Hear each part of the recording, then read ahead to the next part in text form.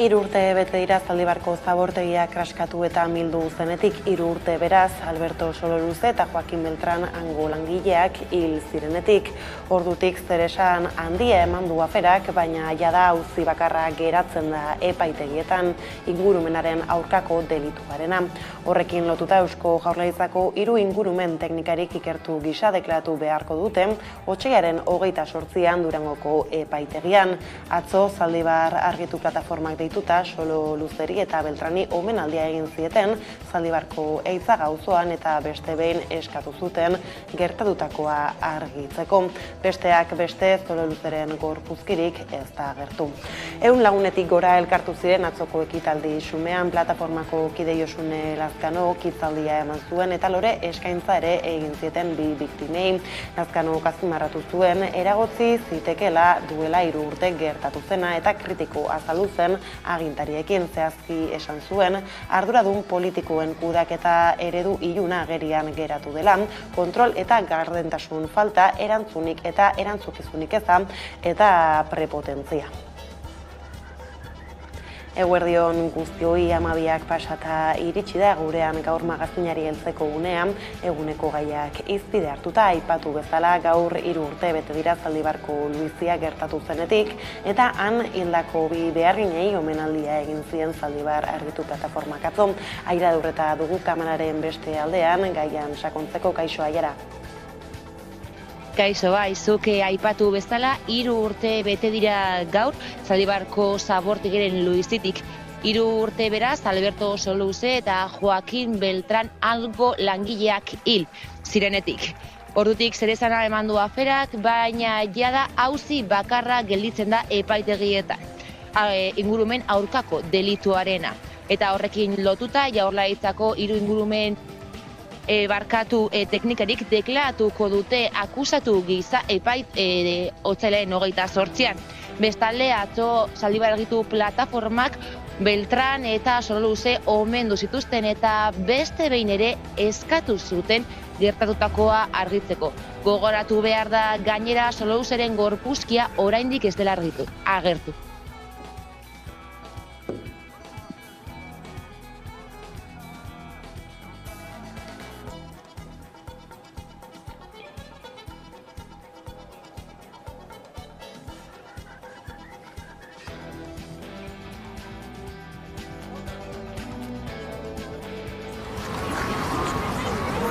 Ehun lagun baino gehiago elkartu dira Eitzaga auzoan Zaldibarko zabortegiko luiziaren 3. urteurrenean.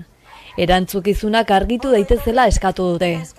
3 urte Alberto eta Joakin gure albotik desagertu zirela. Euren familikoei gure maitasuna, gertutasuna eta animoa. Beti zuekin egongo gara. Astelehen honetan 3 urte bete dira Berte Recycling enpresaren Zaldibarko zabortegia amildu eta Joakin Beltran eta Alberto Sololuze lurpean geratu zirenetik. Beltran oraindik lurrazpian dago, Sololuzeren gorpua bakarrik aurkitu zuten.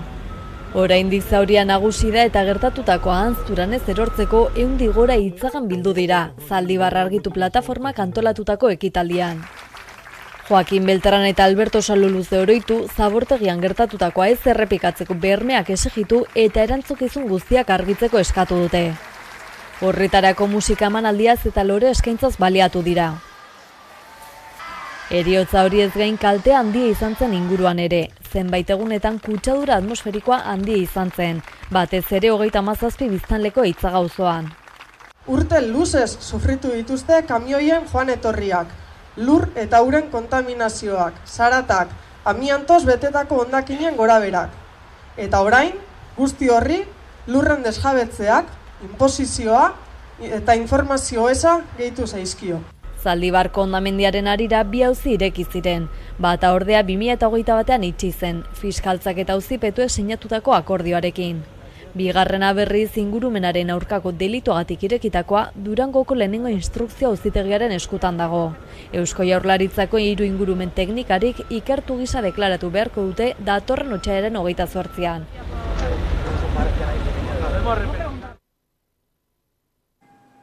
Bestaldetik, Azpiegiturei helduta Aiara abiadura handiko trenaren Bilboko sarrera eta Abandoko geltokiaren proiektua behin betiko onartu zuen Madrilgo gobernuak joan den astean. Trena Basauriko Lapatza parean egingo den tunel batetik barrena iritsiko da Abandoko lurpeko geltoki berrira, ezta? Bai, horrela da, zuk aipatu duzu Espainiako Garraio, Mugikortasun eta Hiri Agenda Ministerioak joan den astean behin betiko onarpena eman zion abiadura handiko trenaren Bilboko sarbideari eta Abandoko lurpeko geltoki berriari dagokion azterketa informatiboari. Basauri parean egingo den tunel batetik barrena sartuko da Bilbora.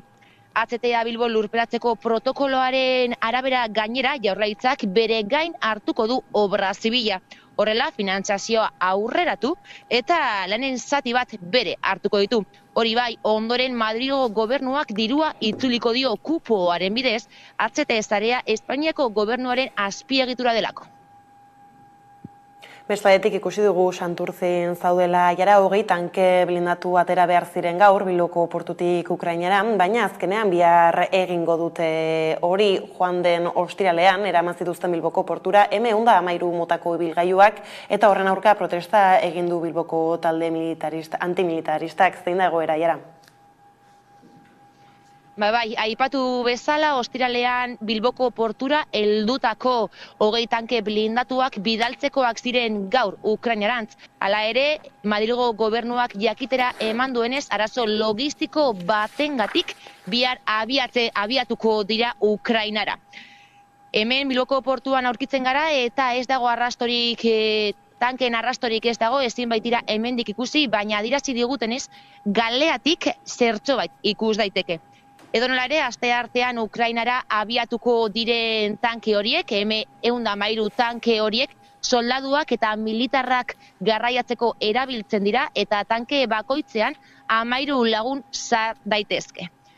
Hori bai, ez da Madrilgo gobernuak egiten duen lehen bidalketa, irailean beste bat egin baitzuen eta gainera udaberrian beste bat egiteko asmoa du. 2 Leopard tanke bidaltzeko asmoa baitu. Eta horrek guztiak zerezana eman du eta hemen Santurtzin agerraldia egin du Gerrari ez plataformak eta bertan salatu dute gainera Espainiako gobernuak Ukrainako gerra erikatzen ari dela. Ukrainara armak bidaltzeari uko egiten diogu.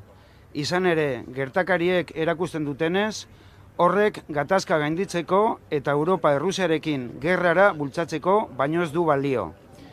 Euskal Herriak ez du ahazten Gernika eta gerrak herritar zibilentzat dakarren sufrimendua.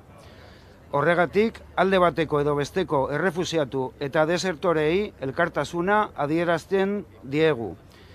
Eta Espainiar estatuko gobernuari exigitzen diogu ahaleginak egin ditzala bere halako suetena lortzeko eta Europa erdialdean bakea sustatzeko. Astelena pentsionisten protesta eguna ere bada, Aiara, aferari helduta Ipar Euskal Herrira begira, baina bada berririk izan ere gaur hasi du Parisko gobernuak pentsio erreforma proposamenari buruzko eztabaida. Frantziako sindikatuek ezarritako protesta eta geldialdi berriak, baino egun bat lehenago hain zuzen ere.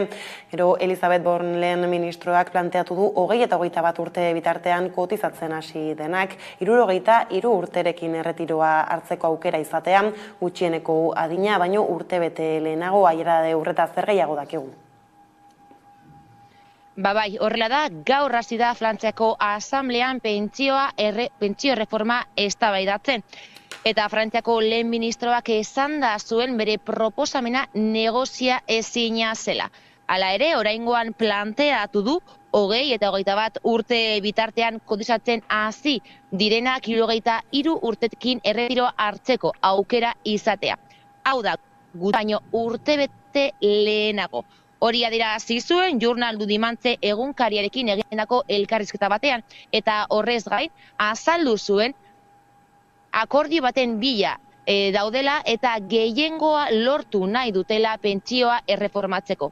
Edonola ere protestek jarraitzen dute eta bihar gainera greba eguna dute Ipar Euskal Herrian eta baita ere Frantziako lurralde osoan. Pentsio reformaren kontra milaka pertsona kaleratera dira Ipar Euskal Herrian eta Frantzian. Baionan manifestazio jendetzu egin dute erretreten erreforma injustua hau erretiratu lelopean. 17.000 lagun inguruk egitasmoak gaitzetsi dute sindikatuen arabera. Ikusi da aurrekoan bezala, baginan jende pila bat, eta gaur ere nik uste dut jendea etorri dela ongi, eta guretzako biziki importantea da kalean egotea. Sindikatu eta eragile sozialek erretiro hartzeko adina 72 urtetik 74 atzeratu nahi duen Elisabeth Borne lehen ministroaren erreformari ezetz esan diote. Bien bitartean, Bornek dio pentsio hartzeko gutxieneko adina 74 urtera igotzeko plana negoziezina dela. Horrez gain, pentsio osoa jasotzeko 43 urtez kotizatzea proposatu du Parisko gobernuak. Astelenean, heldu zen pentsio reforma Frantziako asambleara eta otsailaren 6an hasiko da eztabaida. Hala, pentsio reforman eragiteko beste 2 grebagun gehiago iragarri dituzte sindikatuek, otsailaren 7 eta 11. Macronen gobernuaren hitzetan gaur egongo pentsio sistema defizitarioa izango da hemendik urte batzutara, eta horrek justifikatzen du erreforma egin behar. Hala ere, sindikatuek diote egongo sistema osasuntsu dagoela. Zita, erreforma hau, egin nahi duen erreforma hau erabat injustua dela eta erabat antisoziala dela. Bada grebez gain urrengo egunetan mobilizatzen jarraitzeko borondatea erakutsi dute sindikatuek. Importantea da kalean egotea ere. Ikusi behar da, hemendik aintzina ere nola jarraitzen duen dinamika honek, mobilizazio eta greba egun hauek, baina nik uste dut, era bat ere edo bestera, zerbait gehiago ere egin beharko dela, baldin eta nahi baldin badugu gure aldarriak eta gure deialdiak eta gure aldarrikapenak eta entzunaraztea. Hemen ikusi dugu iragan asteko protesta aldia, beraz honekin aiera hemen utziko dugu konexioa, eskerrik asko eta hurrengo astelenera arte. Eskerrik asko zuei. Bihartik aurrera eta gaurko erabakien zai ere adi jarrituko dugu Ipar Euskal Herriko pentsioen erreformaren bueltako guztian, eta hartan Ipar Euskal Herria aipatu dugula eta lurraldean gertaturiko azkenei erreparatzen jarrituko dugu orain, izan ere sarako hautetsiak eta herritarrak espekulazioaren aurrean atera bide bila da bebiltza. Lapurdiko herriak pairatzen duen espekulazioaren ondorio zirtenbideak atzematea beharrezkotzat jotzen dute hautetsi zein herritarrek, eta bide horretan elkarrekin gogo eta egiteari ekin zioten urtarriaren 24an. Egun horretan herritarrak salmenta espekulatiboaren aurka mobilizatu eta 3 egunetaran 50 bat saratar bildu ziren higiezinen espekulazioari aurre egiteko aterabideak eskatzeko herriko kontseiluarekin batera.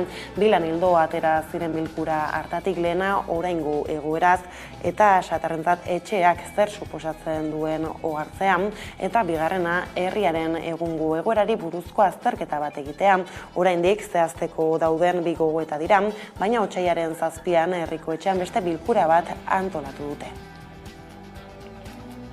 Eta etxe bizitzarekin lotuta Ipar Euskal Herrian garela, bada besterik, Alda irabazle atera da, Baionako agentzia bat okupatu eta gero, Aldak desobedientzia zibileko beste ekintza bat egin zuen otsailaren 3an, ostiralean Baionan hain zuzen ere, iruzurrezko alokairu bat salatzeko 22 militantek forum eremuan den agentzia bat okupatu zuten 2 orduz. Maite Ubiria kazetaria dugu kameraren beste aldean, gai honi eta gehiagori heltzeko. Kaixo, Maite. Egunon.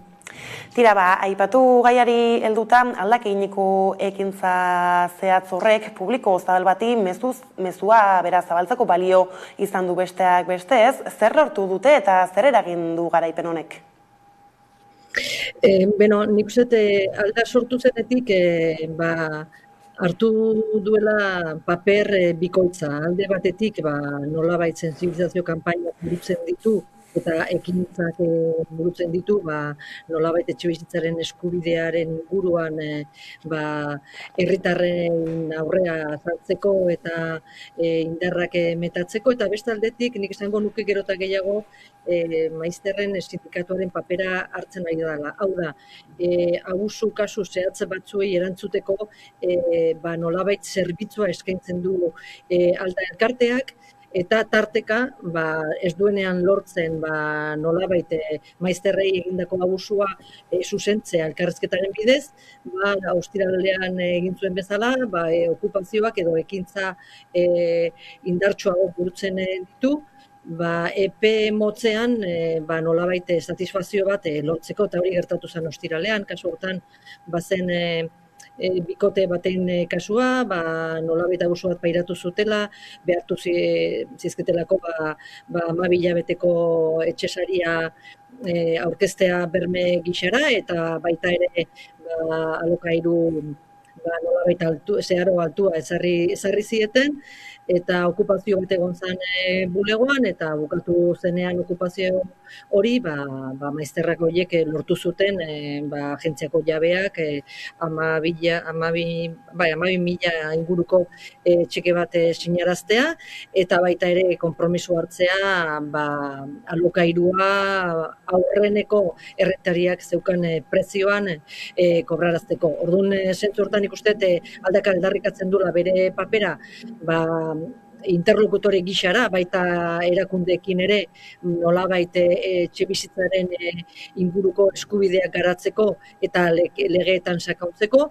baina beste aldetikan ere bai akuilu lan egiten du, eta kasu zehatzetan abusuak ematen direnean eta ez dagoenean inolako erantzunik administrazio aldetik jotzen du ekintza zuzenetara, edo desobedientzia ekintzetara, nolabait berehalako lorpenak lortzeko, ez? Eta horrekin bere sinesgarritasuna eraikitzen ari da alda elkartea. Bai ez, beraz horrela izan da, eta maizterren sindikatu papera hartuta ere ikusiko ditugu ekintza gehiago. Gero, bestaldetik, Maite, politika arloan 6 hamarkadako lekukotasunarekin ireki ditu ateak begira prozesuak, otsailaren 4an, larunbatarekin 130 bat pertsonaek itsasuko sanoki gela bete zuten Ipar Euskal Herriko mugimendu abertzalearen trantsizio historikoaren ekimenari abiapuntua ezartzeko, zer jaso zen bertan ez, eta zertara dator prozesu hori?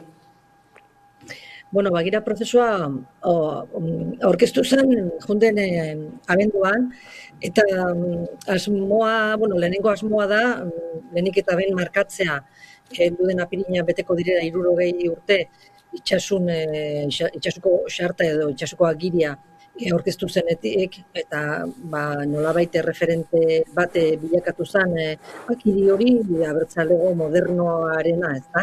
Orduan zentzortan asmoa bada, aurten ospakizun berezi bat egiteko, 8 eta 9 apirilean erran bezala, baina horrekin batera nahi da egin prozesu sakonago bat, nolabait aztertzeko abertzalegoak zenolako garapena ukanduen Ipar Euskal Herrian, zeintzu izan diren, bere lorpenak, zeintzu izan dire bere erronkak, ikusten delako behar bat, nolabait Ipar Euskal Herrian zabaldu diren erronka berri erantzuteko, bereziki eta desarmatzea eta desagertzea gertatu zenetikan, beste aukera bat zabaldu dalako elkarlanearen bidez nolabait aurrerapenak lortzeko, euskararen alorrean, erakundetzaren alorrean, gatazko konponbideen alorrean zer esanik ez, eta horretorri dire eremu zabaleko hainbat dinamika nun abertzaleak oso aktiboak izan diren.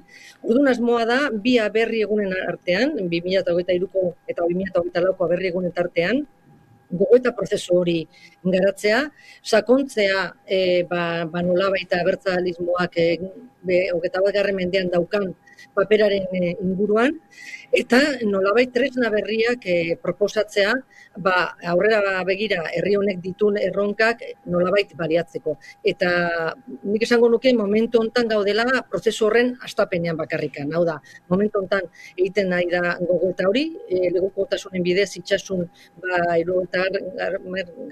hamarkadatik honea barkatu. Nolabait protagonista izan direta hainbat lagunek lekukotasuna eman dute, garaiari buruz, emandako borrokei buruz, haien borroka tresnen inguruan, zenolako tresnak izan zituzten, zertarako balio izan zuten, ze hutsuneak gertatu ziren baitare garai ezberdin horietan, Eta lan hori burutakoa da nolabait aberri egunaren inguruan antolaturiko jardunaldi horietan. Eta handik aurrera zabalduko da, nolabait dagoeneko bai egungo bai etorkizuneko horrenki begira, tresnen nolabait sorreraren inguruko prozesu. Orduan, esango nuke prozesu lasai badala, ahotsu luzek sakontasun bat eman bartzaion prozesu bat, famili politiko eta esperientzia ezberdinetatik etorritako herritarrek parte hartuko dutela, eta asmoa dela finean gaur-gaurko bai bizitza politikoan, bai eremu sozialean, bai herrigintzan hain protagonismo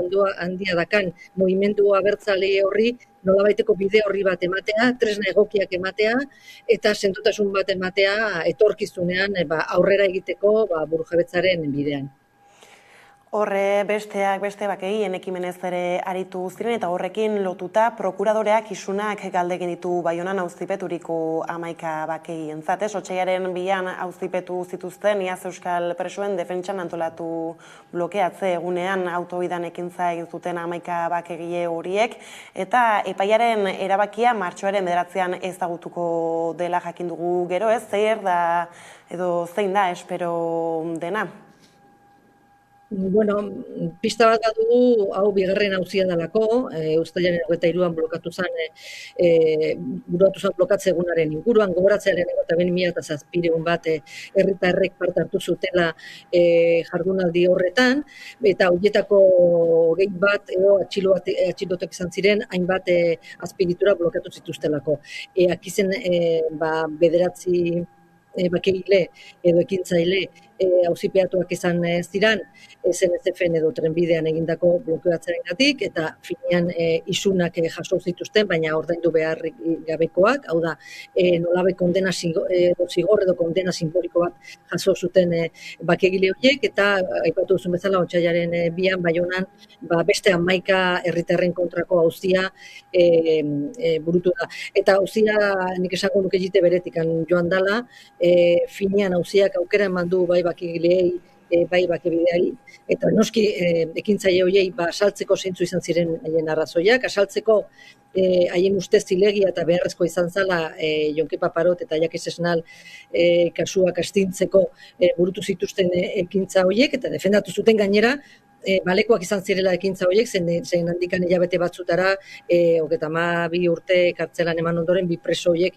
itzuli zirelako etxera, itzuli zirelako Euskal Herrira. Orduan, fiskala berak ezun egin eskaera oso altua, kasu hortan ere bai 800 euroko isuna eskatu zuen, baten kasuan ordaindu beharko nukena eta beste 10 kasuan ordaindu beharrik gabe ez badago reziditzea, eta itxaron beharko dugu epaileak zer esaten duen, baina impresioa da, kondena baldin bada, kondena aski simbolikoa izango dela, eta horrek ere bai erakusten du finean bakegilek egindako lanak lortu duen onarpen eta aitortza maila handia. Finean auzitegietan ere bai, gero eta segurtasun gehiago daude, nolabait zigor handiak edo kondena irmoak emateko, eta kostata bada ere, ematen du frantziar epaitegitan ere bai, aldaketa politikoaren aroa hori aktatua izan dela, eta horren araberako erabakiak hartzen direla gaur-gaurko. Ondo da, Maite, beraz informazio guzti honekin adi jarraituko dugu, ez? Aipatu dituzun kontuetara, hemen zautziko dugu konexioa, eskerrik asko eta hurrengora arte. Eskerrik asko zuei, hurrengora arte. Badagai politiko ez eta presoak aipatu ditugula, Espainiako espetxe erakundeak erabaki du beste 6 euskal preso Euskal Herriko kartzeletara gerturatzea. Lola López, Jon Kepa Preciado, Jon Mirena San Pedro, Mikel San Sebastián, Aitor Kotano eta Oskar Barreras dira. Hauek gainera Luis Marinelarena ere leku aldatuko dute Iruñetik Arabako, Bizkaiko edo Gipuzkoako preso ondegiren batera. Lola López eta Oskar Barreras Logroñon dauden, San Pedro eta Preciado Dueñasen eta San Sebastián Sorian. Orain, Eusko Jaurlaritzak erabakiko du preso horietako bakoitza zein kartzeletara eramaten duten mugimendu horiek gauzatzean, 7 preso faltako dira Espainiako espetxetatik Euskal Herrikoetara ekartzeko. Eta honekin orain kiroletara egingo dugu salto, izan ere ikusi jarraian zer den atzo Abadiñoko probalekuan gertatu zena.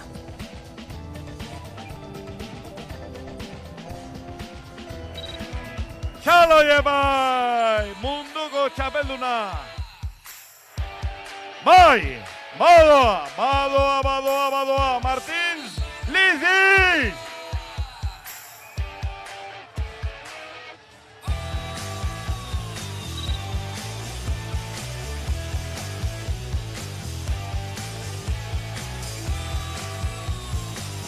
Bai!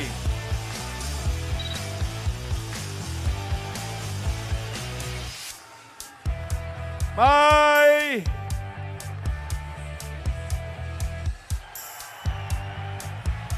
Hortxe duzue, Martin Lizic!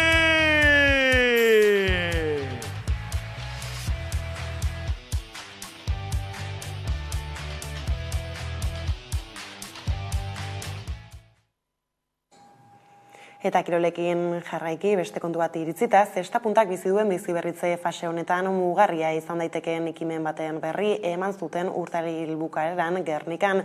Izan ere, orain arte zatituta izan den kirol honek batasunerako pauso garrantzitsua eman du. Bidasoaz iparraldera eta hegoaldera ziren pilotaleku eta txapelketa prestigiotsuak batuko dituen Jaialai Liga sortu dute. Historikoa da erabakia eta hortaz zaritzeko pantaiaren beste aldean dugu Zigor Etxeberria, eraman Jaialaiko kidea, kaixo Zigor. Egunon. Tira, aipatu bezala, hasteko konta iguzu zer berritasun dakar akordionek edo sortu den liga berri honek?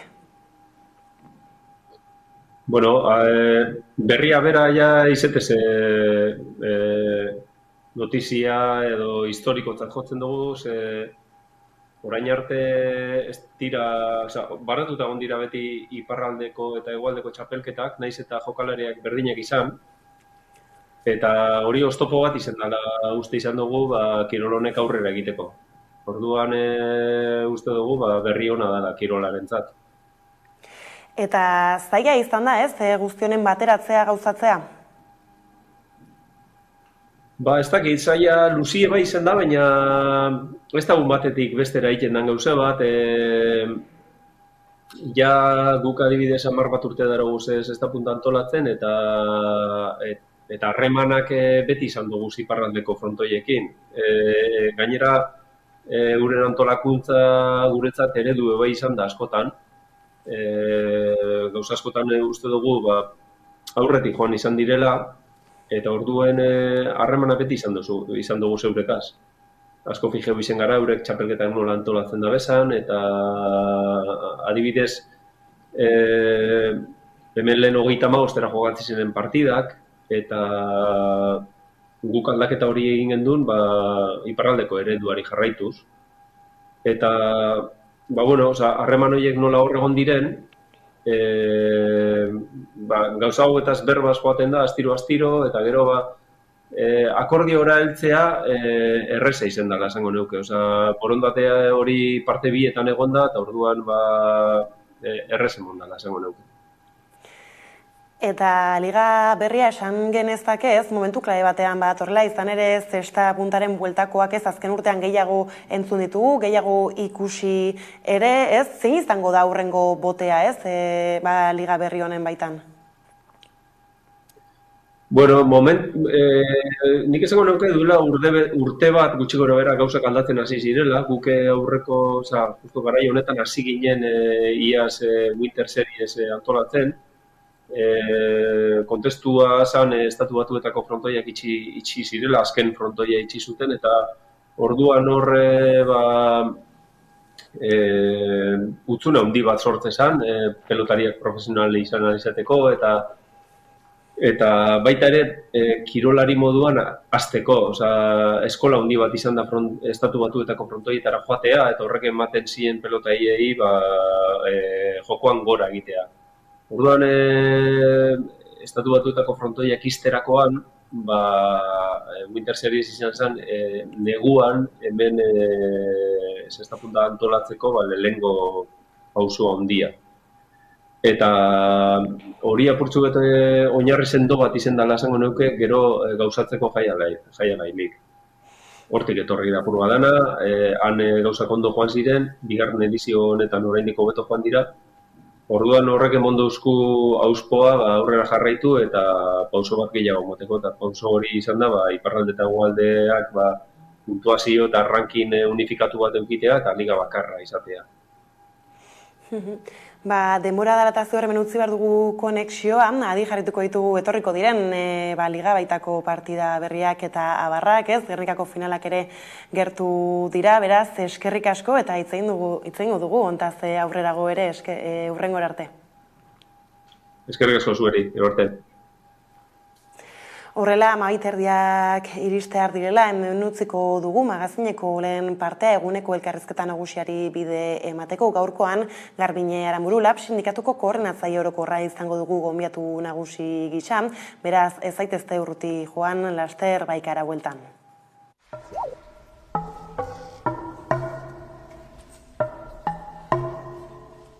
Hogeita mar bat urte atzeratz egin behar dugu. 80. hamarkadan Jose Bikuña Agirre Ataundarrak zuhaitz eta zuhaixka mota ezberdinez zurak jasotzari ekin zion.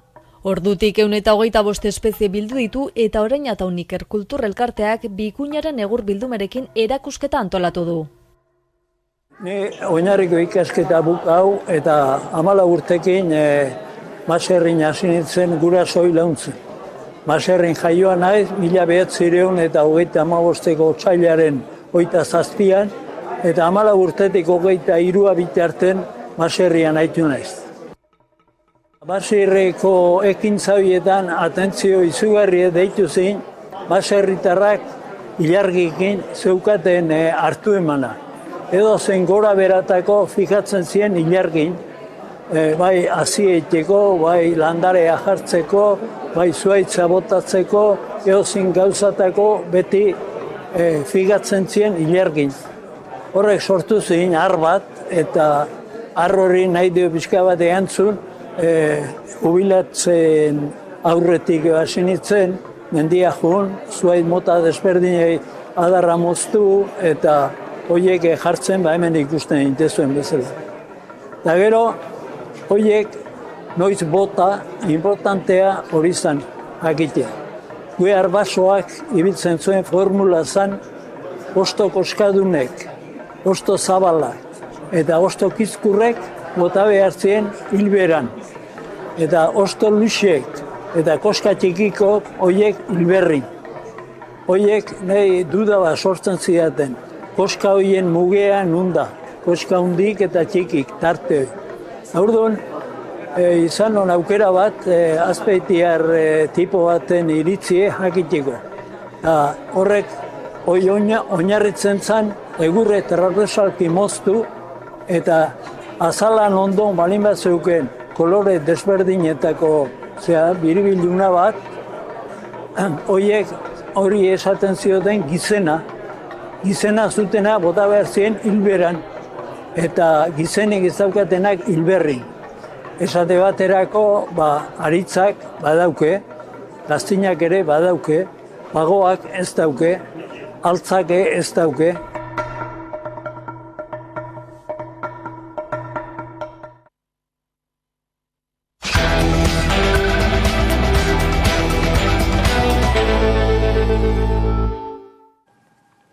Maiderdiak pasata dira, beraz, iritsi da eguneko elkarrizketa nagusiari heltzeko gunean, eta horretarako gaur gurean gonbiatu nagusi gisa dugu Garbine Aranburu Lab sindikatuko koordinatzaile orokorra. Kaixo, eta ondo etorri?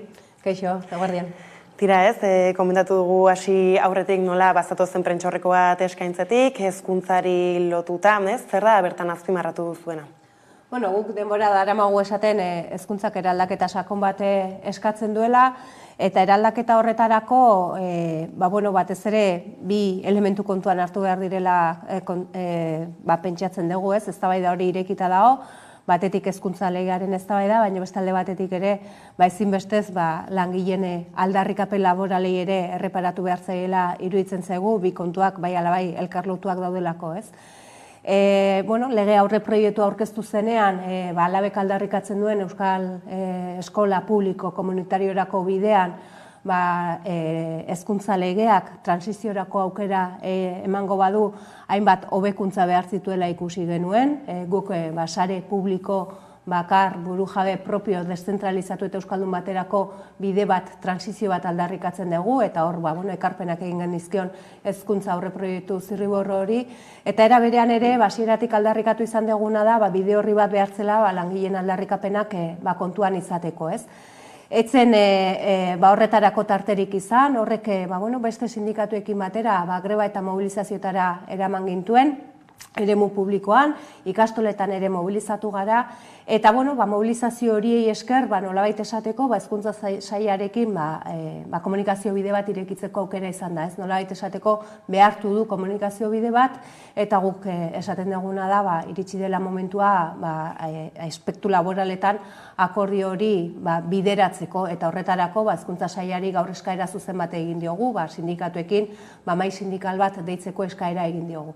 Batetik hori dago, eta aipatu duzu ere, hezkuntza legea bera ere badela bestatetik hor laster edo hilabete batzuk barru iritsiko da, zer espero da eta zer balorazio egiten duzu ez orain arteko prozesuaz?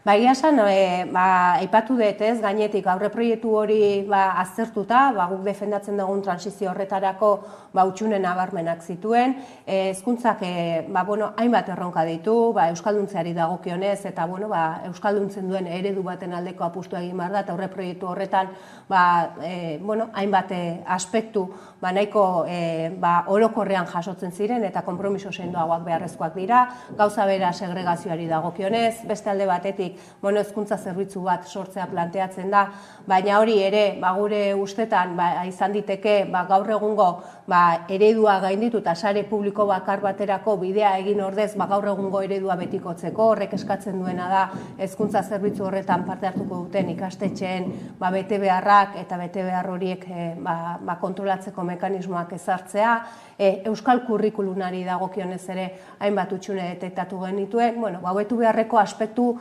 asko eta asko, ez? Ekarpenak egin genituen, eta lege proposamena jasotzen dugunean, baloratuko dugu ekarpen horiek eta zuzenketa horiek zen neurritan jasoak izan diren eta horren araberako balorazioak egingo ditugu, ez? Baina bai egia esan, hezkuntza lege aurreproiektu horrek asko zuen hobetzeko, benetan egoerari heldu eta transizio bat egingo bada, eta transizio hori labentzako konfluentzia bide bat bilatzea da, gaur egungo sistema publikoan edo eredu publikoan dauden ikastetxeen hoberena hartuz, eta baita ere ikastoletatik hoberena hartuz, eta konfluentzia horren aldeko apustua egiten dugu, esan bezala. Eta proposamen horren esperoan irakaskuntza zabiltzala, aurki ospatuko dira arlo horretan hauteskunde sindikalak ere, ez? Zer espero duzue? Guk espero dugu labek egindako ekarpena, labek egindako lana, labek eragiteko, hezkuntza lege on bat ateratzeko eragiteko erakusten ari duen determinazioa eta langileen aldarrikapenak erdigunean jartzeko erakusten ari duen determinazio horrek bere emaitzak emango dituela, hezkuntzako langileek eremu publikoan hori baloratzen jakingo dutela, guk azken batean sistema publikoa ardatz izango duen eredu berri baten, sistema propio berri baten aldeko apustu sendoa egiten degulako, eta alde horretatik esperoan, baina espektaktiba honekin gaude. Aldi berean, lehenbiztiko hauteskunde errondaia bukatu eginda ez, eta hor lap izan da azken urteetan gehien hazi den sindikatua. Orokorrean balorazio positiboa egiten dugu, azken 4 urteetan esan bezala gehien hazi den sindikatua da alako, EAen 120 langa gainditu dugu eta egonkortu gea eta komisionesekin distantziak handitu ditugu, bigarren postu horretan egonkortuz esan bezala. Nafarroari dagokionez 117an ere egonkortua gaude eta Ipar Euskal Herrian ere jaio ginenetik azten ari garen sindikatua gara, ez? Zentzu horretan, balorazioa ona da eta guk pentsatzen duguna da langileek labek ordezkatzen duen eredu sindikal berri hori balioan jartzen dutela, ez? Azken batean, aintzindariak izaten ari gara hainbat gaietan, langile kolektibo osoaren errealitateari erreparatzen diogu eta horretarako eskaintza sindikala daukagu, sindikalismo feministaren aldeko apustu sendoa egin dugu eta horrek ere emaitzak ematen ditu, ikusten ari garen bezala hainbat sektore feminizatuetan ere emakume horiek borrokan daudelako, orain sindikatu antirrazista bilakatzeko apustu egin dugu edo ekosozialismoa ere gure eredu sindikalean txertatuta daukagu, ez? Guzti hori izaten ari da, esan genezake, laben arrakastaren edo laben bilakaeraren giltza. Datozen emaitzei berazadi egongo gara. Eta horretaz aparte aurreko astan ere lanmerkatuaren inguruko azken datuak irten ziren, ez? Hor batetik langabezia, bestetik lan kontratu motak eta abarrak, eta hor politikariek Nafarroatik eta EAEtik, Euskal Autonomia Erkidegotik, balorazio on bat edo egiten zuten esan ez, errepikakorrak izaten direla datu hauek, beraz kezkatzerik ez dagoela, alaxe da? Bueno, guk egia esan guztiz kontrako errealitatea ikusten dugu, ez? Eta adierazpen horien atzean badago nolabait errealitatea zuritzeko borondate bat eta errealitatearen egoerara edo ez erreparatzeko borondate argi bat, ez? Kontuan izan behar duguna da, Hego Euskal Herriko langileen erdia baino gehiagok 1.400 euroko diru sarrera baino gutxiagorekin bizi dela, izan ordaindu gabeko zaintza lanetan ari direlako, izan langabezian daudelako, izan kopuru horretatik berako soldata edo pentsioa jasotzen dituztelako, ez? Eta egoera hori bideratzeko eta politika publiko birbanatzaileak egiteko inolako apusturik ez dugu ikusten, orain arte edo egoera honetara ekarri gaituzten politika publiko neoliberal horietan norabide aldaketa sakonik ez dugu ikusten, eta beraz, langileen prekarizazio eta pobrezia horrek aurrera jarraitzen du, ez? Eta guk ez dugu ikusten hor, baikortasunerako tarterik. Eta bere momentuan, lan erreformaren adostasuna iritsi zenean, guk hor nahiko irakurketa kritikoa egiten genuen, ez? Esaten genuelako, lan harremanetan, zeuden egiturazko arazo horiek lehengoratzeko edo horiei buelta emateko baitzuela balio izango eta horrelaxea izaten ari da, eta batez ere, arrakala handia daude momentu honetan lan munduan, emakume, migrante edo gazte izateagatik esate baterako. Ez da horrekin lotuta ere, ez da urten soldata minimo interprofesionala Hego Euskal Herrian 1.080 eurokoa izango da, hala ere ez duzue nahikotzat eman.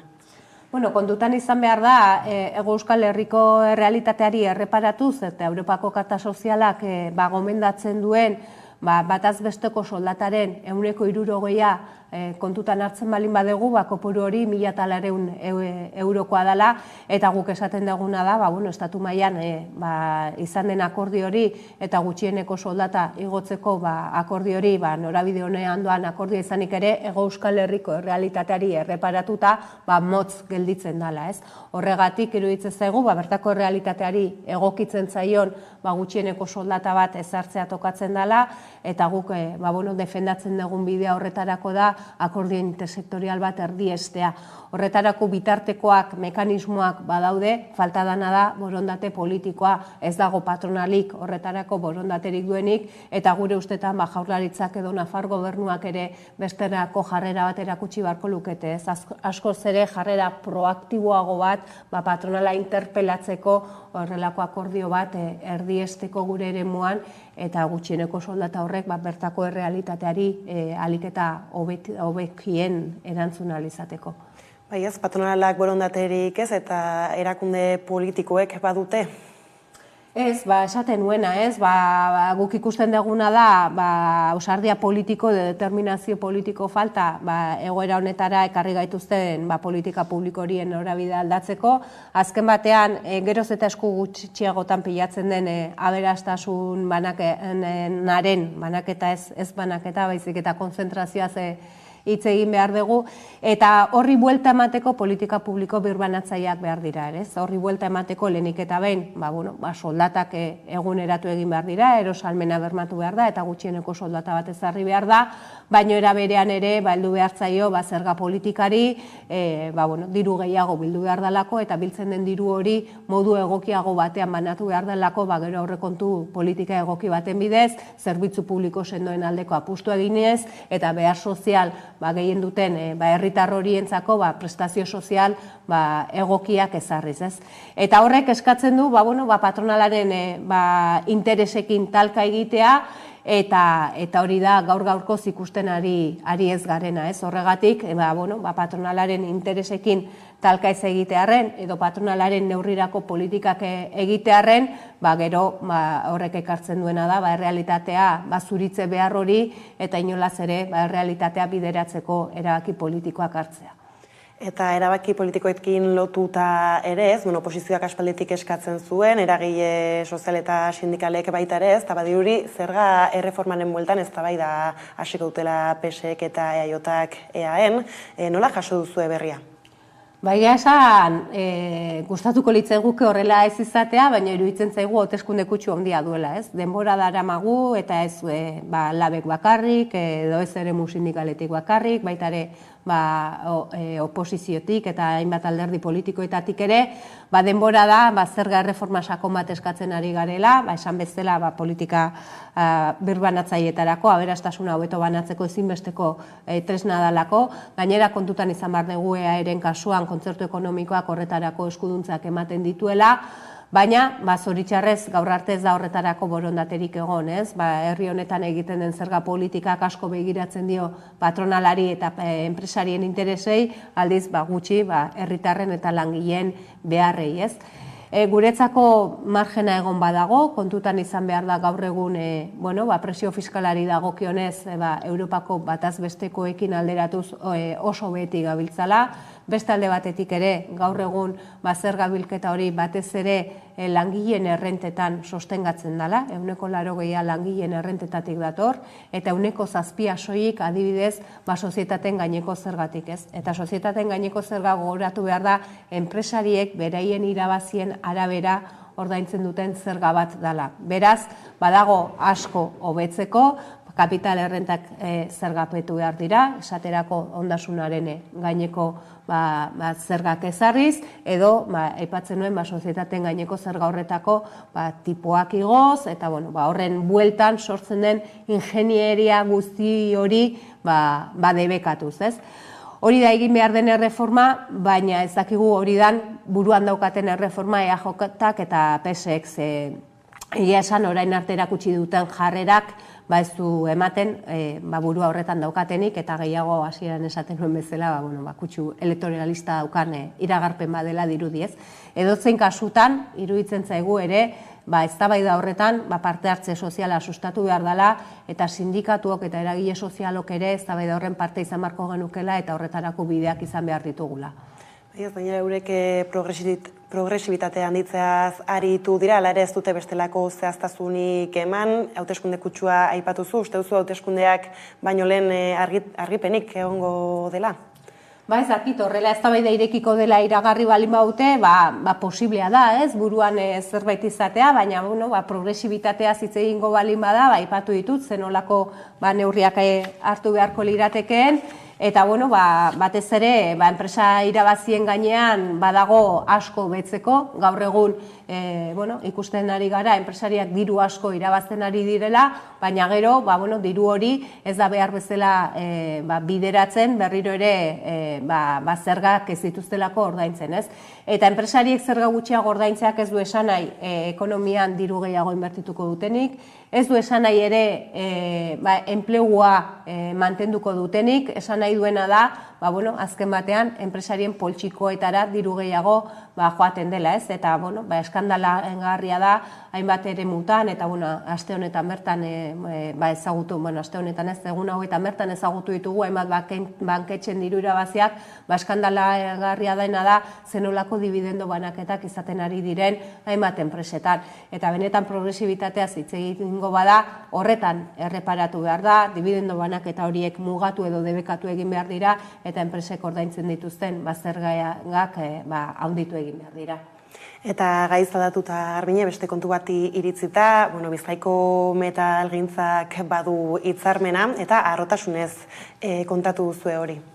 Bai, harrokeriari gabeko harrotasuna dela esango nuke, ez? Azken batean, sindikatu honek lan handia egin du Bizkaiko metalean, azkenean lortu den eta ireki den greba eta mobilizazio ziklo hori elikatzeko, langileek oso ondo erantzun dute, langileek oso argi zeukaten Bizkaiko metalean hitzarmen duin bat nahi zutela, eta langileen greba eta determinazio horri esker, patronalak bere jarrerak mugitu behar izan ditu, eta Jaurlaritzak ere, gatazkaren hasieran ertzantza langileak erreprimitzera bidaltzetik, beste jarrera bat hartu behar izan du, ez? Azken batean langileen borrokak posible egin du Jaurlaritzak ere beste bitartekaritza jarrera bat hartzea eta eduki duinak mahai gainean jartzea eta horrek patronalaren jarrera ere aldatzea ekarri du, egoera desblokeatzea ekarri du eta hitzarmen oso duin bat sinatu ahal izan dugu, ez? Hitzarmen horrek azken batean aurrera pauso nabarmenak dituelako, hitzarmenaren iraunaldian KPI-aren araberako soldata igoerak bermatzen dira, lanaldi murrizketa dago, subrogazio eskubidea zabaltzen da eta bestelako hainbat onura sozial ere. Horregatik, azaldu izan gara, esaten nuen bezala, harrokeriarik gabeko harrotasun horrekin. Eta greban gertaturiko istiluak, aipatu dituzu moduren batean ez, nola Jaurlaritzak polizia ere bidali izan duen, ez, langileen kontra egiteko, eta salatu zuen nola hitzarmena negoziatu artean langileak deklaratzera deituak izan direla.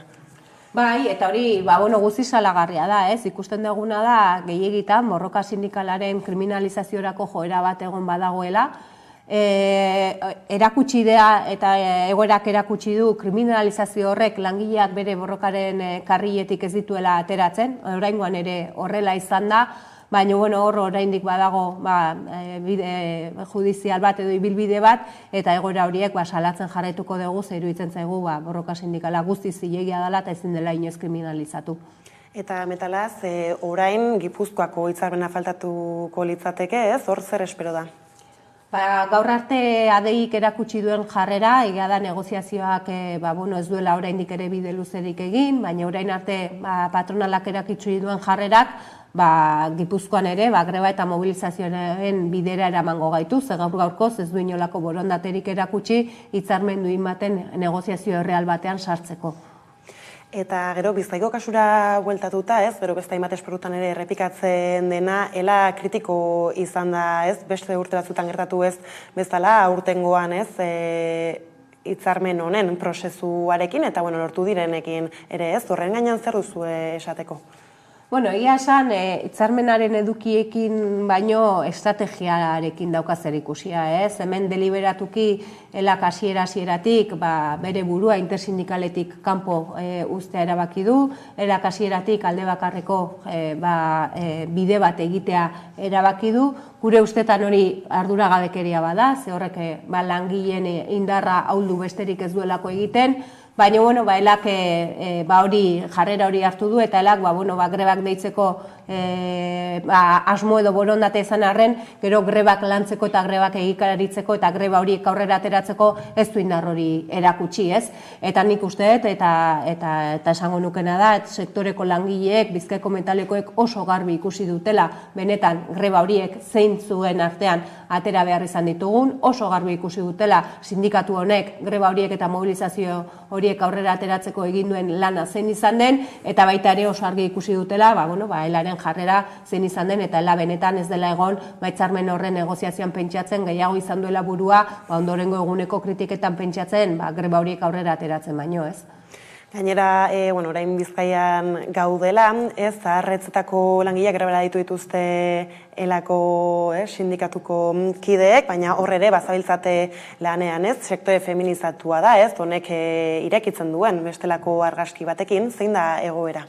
Guk ere hainbat greba eta mobilizazioen izan ditugu, eta hemen ere alde bakartasun horren beste adibide bat izan dugu, ez, gatazka honetan, baina guk garri ikusten duguna da, sektore feminizatuetan eta batez ere zaintzari lotutako lan hauetan gertatzen ari dena dela lan horien debaluazio bat badagoela patronalaren ikuspegitik, patronalarentzat lan hauek balio gutxiago daukatela, etzaiela aitortzen daukaten balio politiko, ekonomiko eta sozial hori, eta horren atzean dagoena da, borroka oso eredugarriak aurrera eraman alen, arren hainbat eremuetan, kostatzen dela egoera hori desblokeatzea, hitzarmenak desblokeatzea, ez?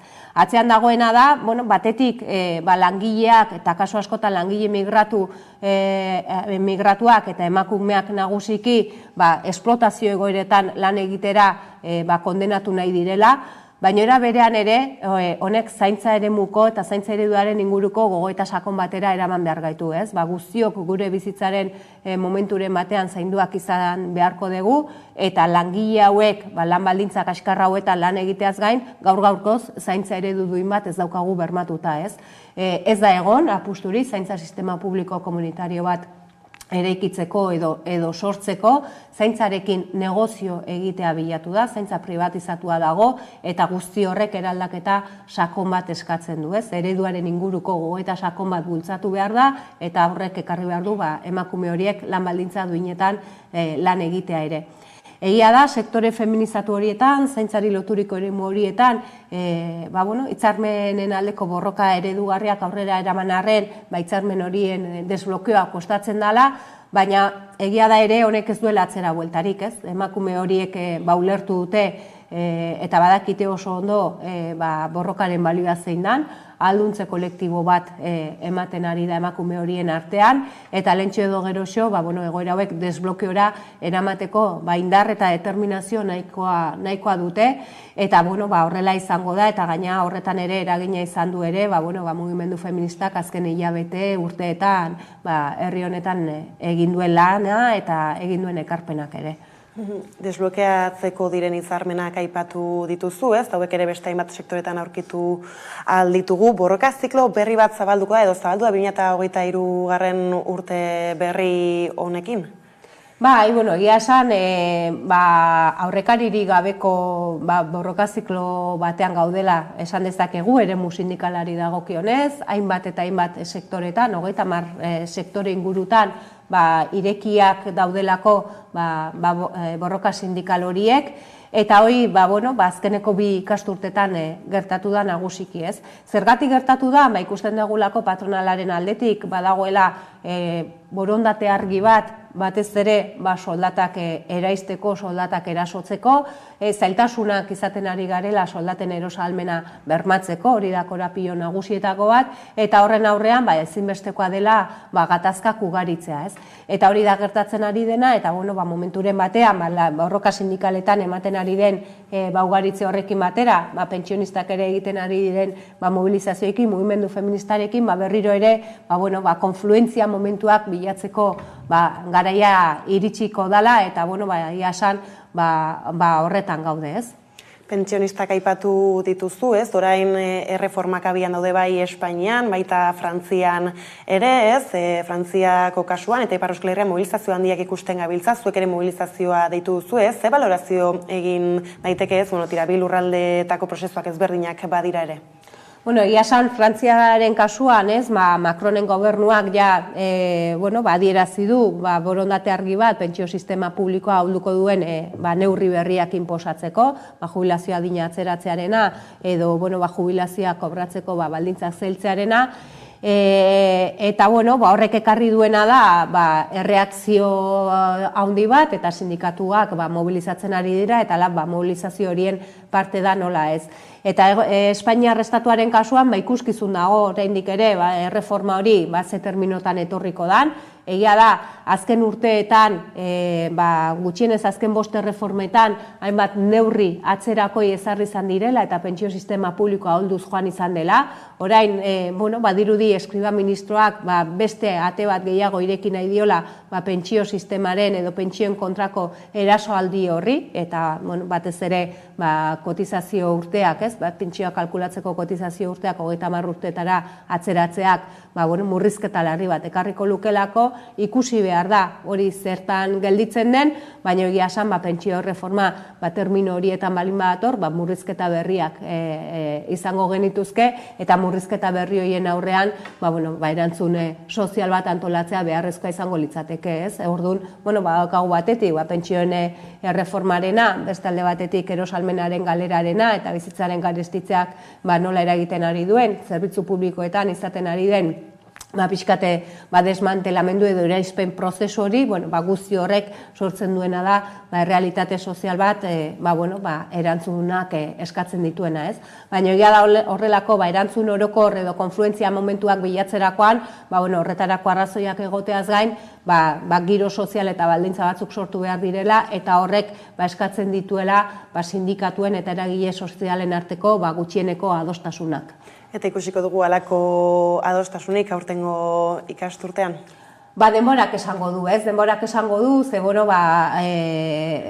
egia esan egoerak larritzen jarraitzen balin badu eta negoziazio kolektiboaren bilakaerak blokeo egoera hori gainditzeko ezintasun horretan jarraitzen balin badu eta egoerak esango du, baina egia esan sindikatu honek behintzat beti bilatuko ditu olako konfluentzia momentuak eta erantzun orokorragoak. Osondo, honekin hemen utziko dugu elkarrizketa Garbine, eskerrik asko.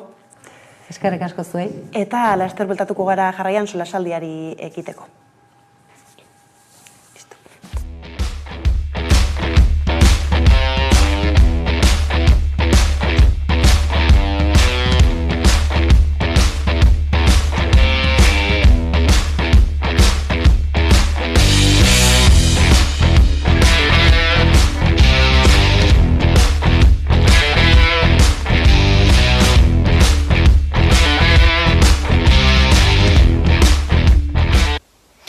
Aupadan hori, zugakoan enaz, eta animatu egiten dotzuet ez dira gai gure bideoklipa ikustera. Ez dira gai azkenean emakumeak sufritzen dugu zen hainbat bidegabekeri salatzeko abestia da eta espero dugu gustoko izatea. Bezarkada bat.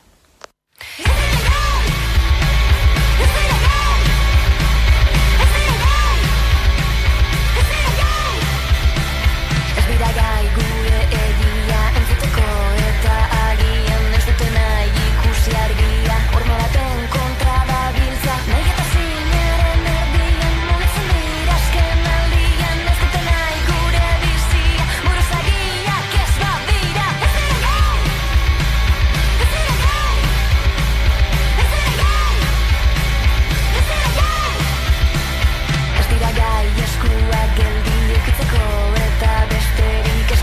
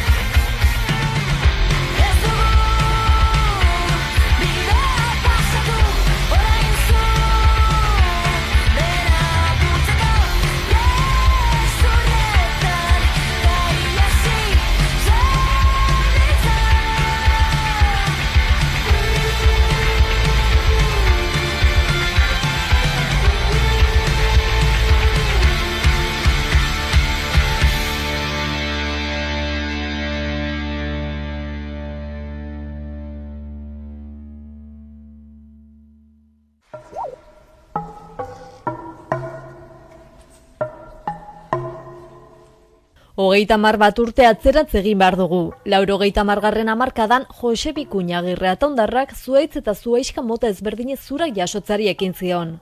Ordutik 125 espezie bildu ditu eta orain Ataun Iker Kultur Elkarteak Bikuñaren egur bildumerekin erakusketa antolatu du. Ni oinarriko ikasketa bukau eta 14 urtekin baserrin hasi nintzen gurasoi launtzen. Baserrin jaioa naiz, 1935ko otsailaren 27an, eta 14 urtetik 23 bitarten baserrian haitu naiz. Baserriko ekintzabietan atentzio izugarri deitu zein, baserritarrak ilargikin zeukaten hartu emana. Edo zen gora beratako fikatzen ziren ilargin, bai azieiteko, bai landarea jartzeko, bai zuaitza botatzeko, eozin gauzatako beti figatzen ziren ilargin. Horrek sortu zein har bat, eta har hori nahi dio pixka bat eantzun, jubilatzen aurretik hasi nintzen, mendia joan, zuait mota desberdinei adarra moztu, eta horiek jartzen hemen ikusten intezuen bezala. Eta gero, horiek noiz bota importantea hori zan jakitea. Gue arbasoak ibiltzen zuen formula zan osto koskadunek, osto zabalak eta osto kizkurrek bota behar ziren hilberan.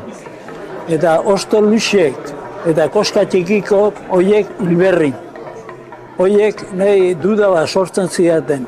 Koska horien mugea nunda, koska hundik eta txikik tarte hori.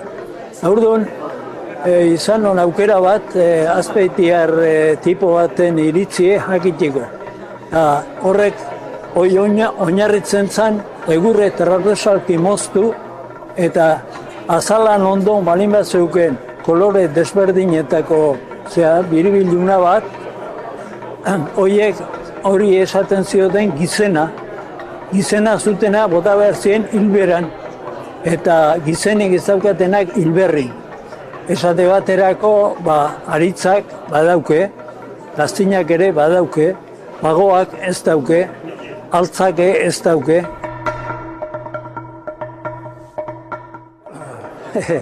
Hemen Euskal Herrin daun, zuaitzik, zaharrena, seguroik asko da agine, egurre dotorea, gorra, dentsidadea harri bezalakoa dauken nahia, hori botatzezu trunko bat ureta eta harri bezala azpia juten da. Eta behin, zorian gebiltzela, hango monastegi baten, erakutsi ziduten, zoru bat horren oholak indakoa, ikusgarri. Haren brillu eta, haren kolorek eta, zan ikusgarri. Bai. Guk hemen itzaldi bat izan gendun, unibertsitateko tipo batek emandakoa, harrek azaldu zion alderdi onak eta txarrak. Eta alderdi onak baino gehiago dauzke txarrak.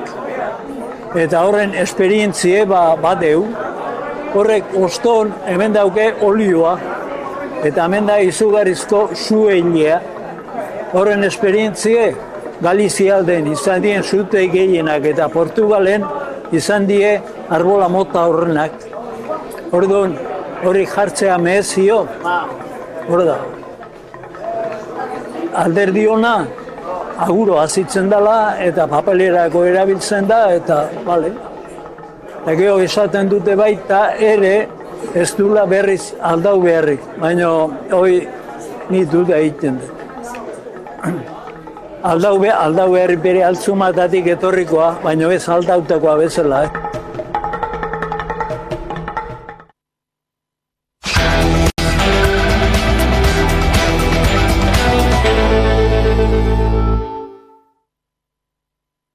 Ordu bata pasata iritsi da Asteleneko solasaldiari ekiteko unea, eta horretarako hemen dauzkat, albo banatan Esti Linares eta Carlos Renedo, eskerrik asko gaur gurera hurbiltzearren.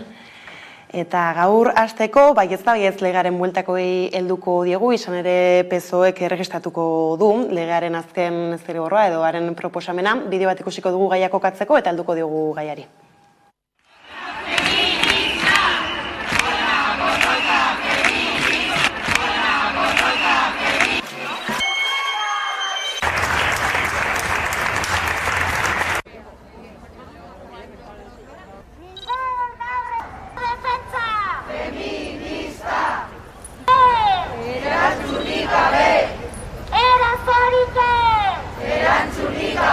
es el derecho que han conquistado las feministas en las calles y el consentimiento no se toca.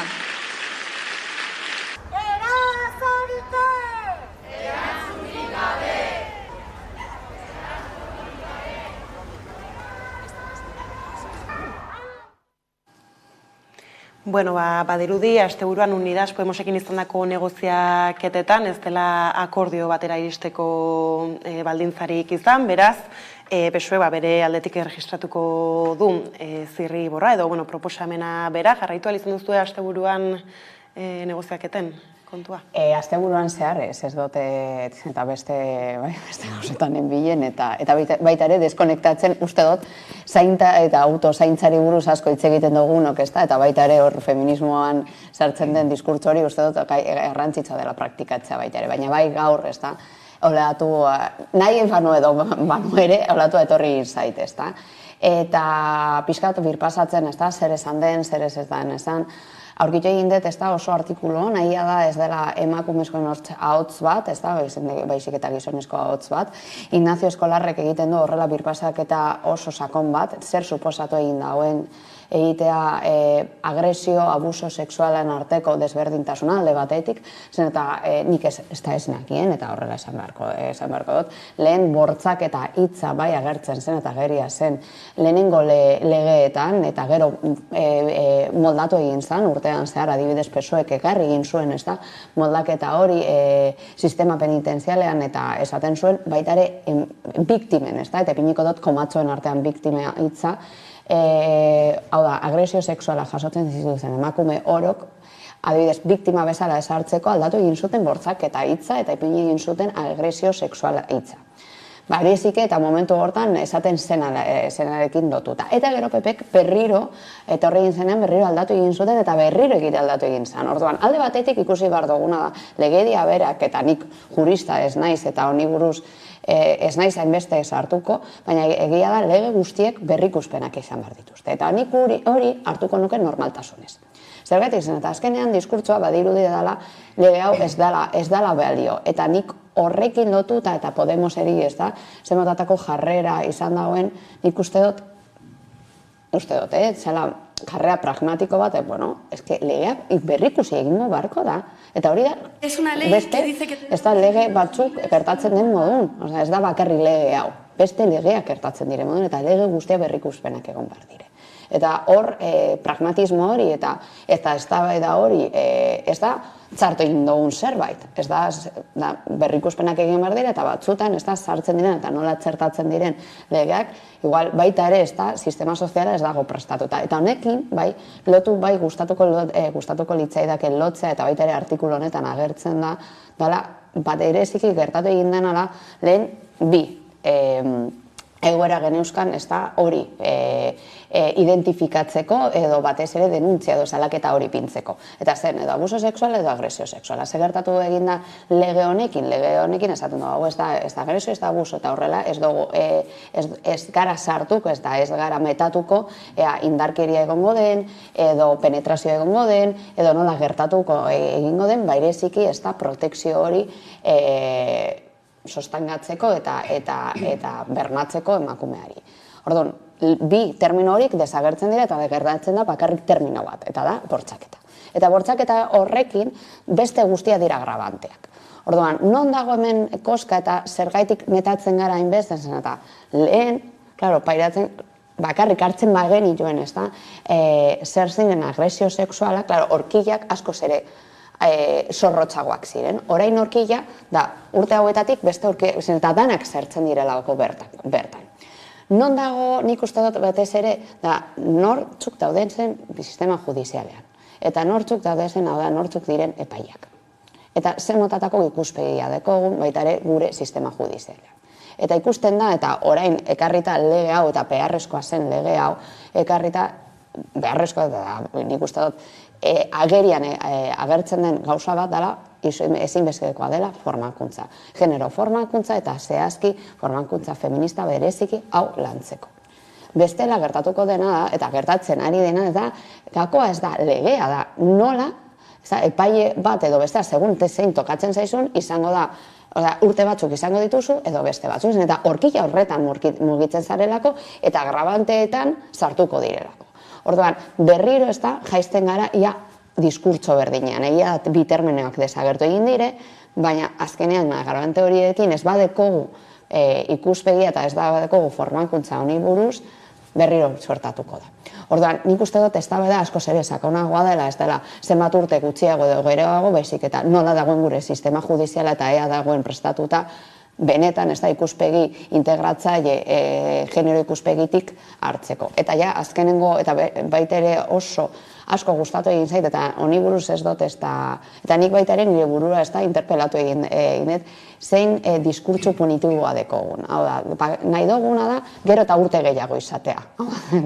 Eta azkenean da, baina zenbat urte joango da kartzelara. Igual, itzin gorko genuke baita ere horrekin lotuta da zein den gure sistema integratzaile, ea hori gero adibidez, ez da, salak eta ipini egin diogun, ez da, gizonezko horiei, ze gertatzen da gizonezko horiei, horrekin, ea benetan, ez da, emakumezkoen erreparaziorako behar badoten, ez dakit, 12 urte, edo 11 urte, edo baldin eta behar dute bestelako errekurtsoak, errekurtso psikologikoak, errekurtsoak baita ere, ez da, gizon horiekin lan egiteko, igual baita ere uste dut ez da, beda, albo batera utzi beharko genuke, hau da, zenbat urte, dela oso kuantitatibo eta gainera superficiala, baizik eta estrukturalki nola garatzen den. Bai, gainera ez dakit 10 urtetik 9 urterako aldaketak, ez berez ez luke beste munduko ezer suposatuko, hori bai, ez esan duzu, eta juristek ere badiote nola lege guztiak aldaketak izaten dituztela, ez, aplikatzen diren momentutik, eta errebisatu egin behar dira, eta horiek aldatzen joan, baina badirudi kasu honetan, eta zigorren kontuarekin agian komunikabidetetik ere arlo horretako publizitatea ez, baina horri enfokatu gura izan dela eta horregaitik jendeak horretaz bakarrik hitz egiten du. Gero ere Unidas Podemosetik ikusi dugu ez, kortean nola onarpenaren kontua ez dutela nahi ukitu, hala ere PSOEren bueltako berriak badoaz zigorrera enfokatuago. Nik izan dela hor, eskumatik ere egon dela ofentzia bat, eta nahi izan dute kokatzea parametro horietan eztabaida, eta nire bat nator estirekin, nik izate legeak erantzun duela impultso politiko bati, batez ere mugimendu feministak eskautako agindu bati, eta gero horrek baditu ondorio batzuk, kasenetan gaude ondorio juridiko-tekniko inguruan hitz egiten, ni ere etortzen dut, ni galtzen nahi zela hor, baina uste dut egokitu behar bada, egokitu beharko da, eta hori ez dagoen behar arazorik, eta egia dagoelain PSOEk ere nahi duela azkar izatea, dagoelako hor eztabaida politikoa, baina bat nator esaterekin, hori dela arlo bat edo parte bat, baina badaudela beste aspektu batzuk, ez? Direla modu integralean nola lantzen dugun eraso matxista hauen aurrean babesa emakumeari, formakuntza ez, honen inguruan hitz egin dugu hemen, nola da posible botere judizialan dauden gizonek esatea ez dutela behar formakuntzarik, guztiok behar dugu formakuntza gure, egokitzeko gure lan eta egiten dugun lan profesionala bestelako begira bati eta haiek ez dute behar. Eta uste dut hor, askoz integralagoa izan beharko zen eztabaida, jakin da, beharrezkoa baldin bada legea berraztertzea, erantzuteko impultso politikoari, egin beharko da. Baina hori, aipatzea hori, nola eskumak ere erabiltzen du, inkluso olako elementuak, normalean eskumak ez da izan aintzindaria olako espazioetan, baina ikusten badu ere bai aukera dagoela odola edo pizkator ere bai kokatzeko, hor kokatzen du eztabaida eta gainera bakarrik parametro punitiboetan. Eta, nik uste lortu behar dugula, eztabaida beste parametro asko integralagoetan kokatzea.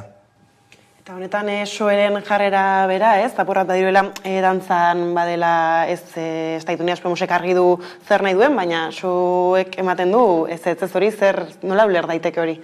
Azkenean presio soziala handia da, eta unerotan ez da, eta aipatzen zenun bezala, non ipintzen ari gara orain foku guztia da, sistema punitiboan eta bereziki zenbat urte, gutxi edo geroago, edo gehiago izatea.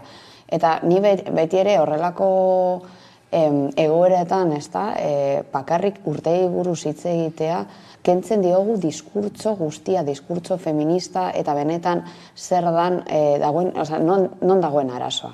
Eta arazoa da gure sistema, judiziala, ez judiziala, gure sistema, egitura matxistetan egiteratzen dagoen. Eta askotan, ez da, horri buruz hitz egiten dagoenen, eta Carlosek aipatzen zuen modun, badirudi dela diskurtso populista bat, ez da? Baina benetan diskurtso populista da esatea, azken finean, urte gehiago asko sobe, ez da? Eta egia da egon behar dela erreparazio bat, eta egon behar dela salaketa, eta horri buruz berra egin behar dugu, baina nik uste dut, beti ere, edozein, ez da, salaketa dela medio, garrantzitsuna da zer egiten dugu horrekin. Eta ez dela bakarrik zenbat urte.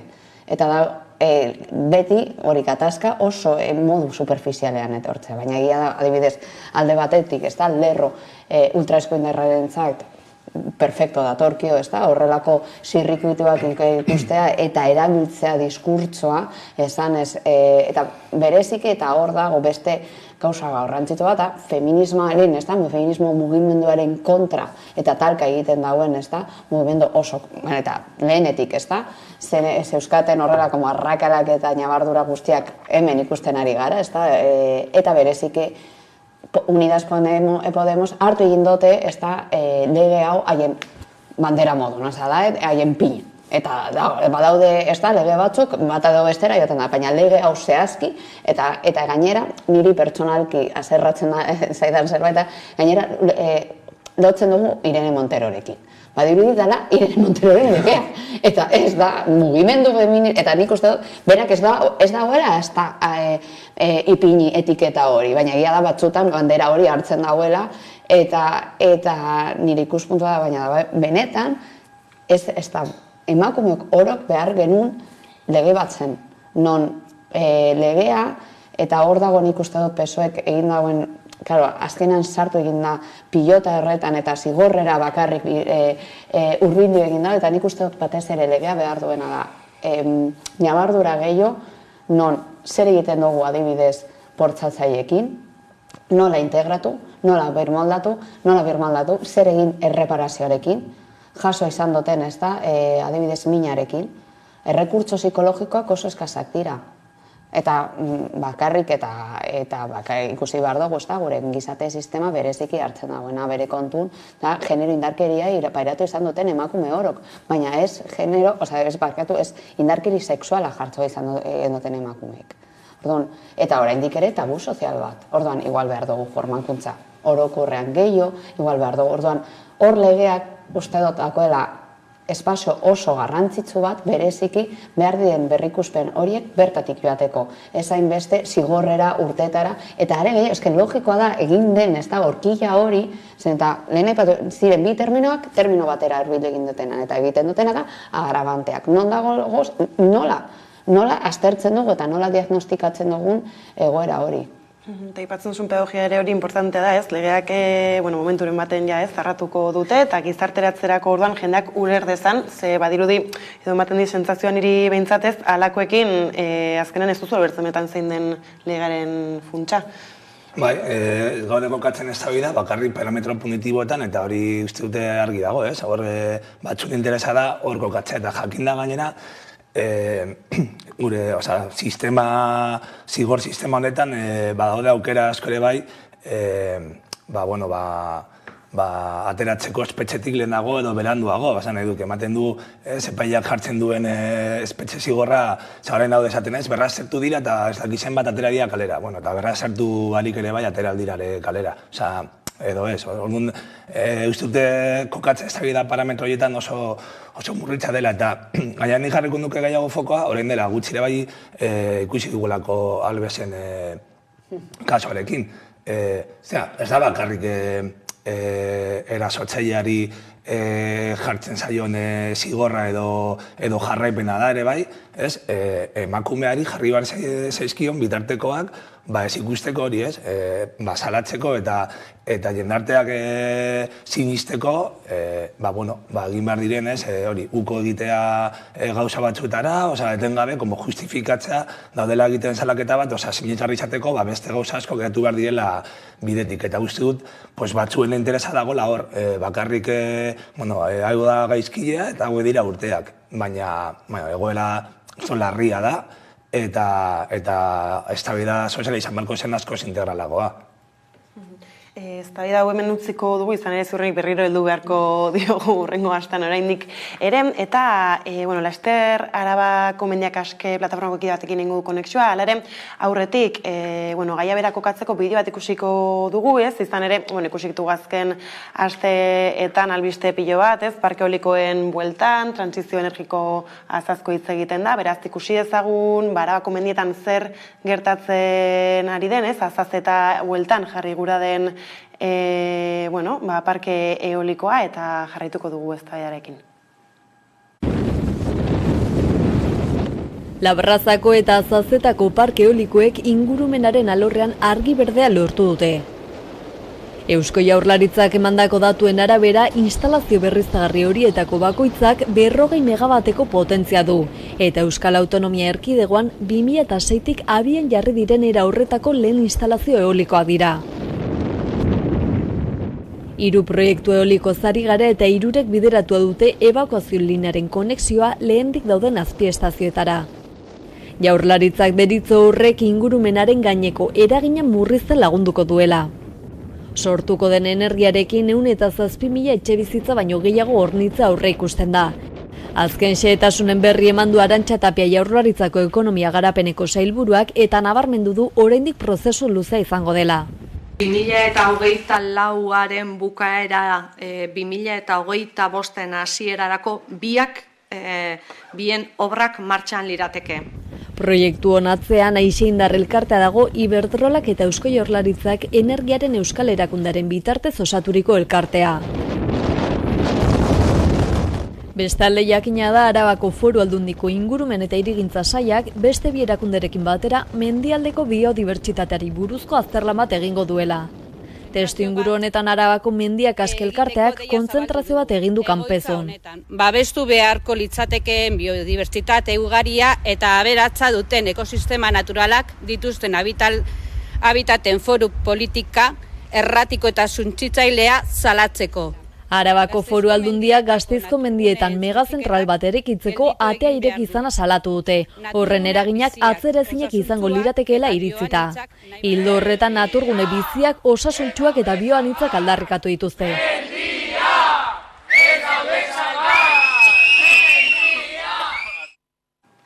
Bada gaiari helduko diogu esan bezala Arabako Mendiak Aske plataformako kide batekin, Inigo Leza dugu pantailaren beste aldean. Kaixo, Inigo? Kaixo, egunon.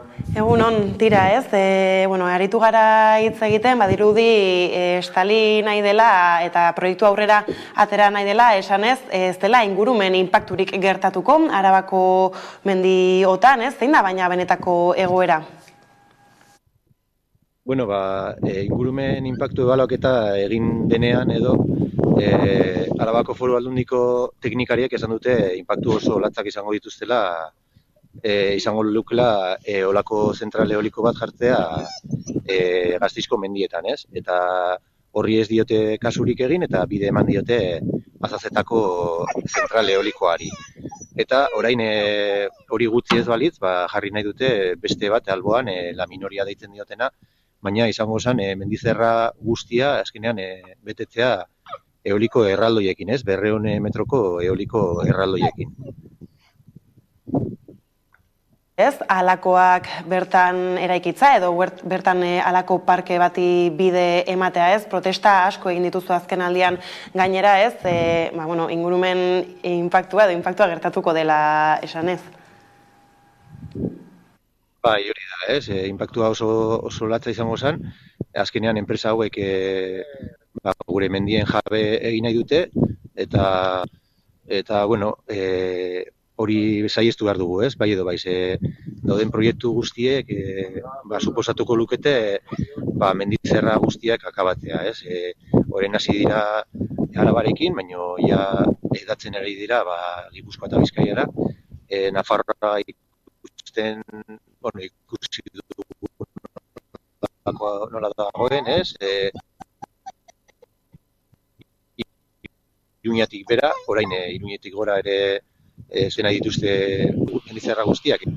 Eta azkenean hau ez da inungo transizio ekologikorik, ez, edo energetikorik. Hau da, beste muga bat zeharkatzea eta enpresa erraldoi horiei ematea gure natur eremuak, ez. Eta bukatze aldera, guzti hau plan sektorial baten faltan, edo plan sektorial berritu baten faltan gertatzen aria, nola da posible hori, ez? Gainera horrez gain manifestaziorako deia ere luzatu duzue.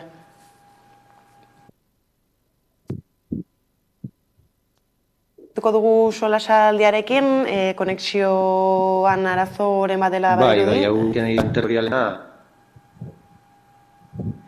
Jarraituko dugu ekingo diogu solasaldiari. Hala eta guztiz ere klabe batzuk bai eman ditu, ez? Makro hitzaren azpian kokatu genezaken proiektu bat ezarregura da Arabako mendialdean, beste hainbat proiektu ere iragarri dituzte beste toki batzuetan joango liratekeenak. Baina, kasu honetan, ez, badirudi inpaktu handia izango dela, jendea mobilizatzen ari dela, hori ez daiten horrela izan, baina aurrera jarraitzen du proiektuak.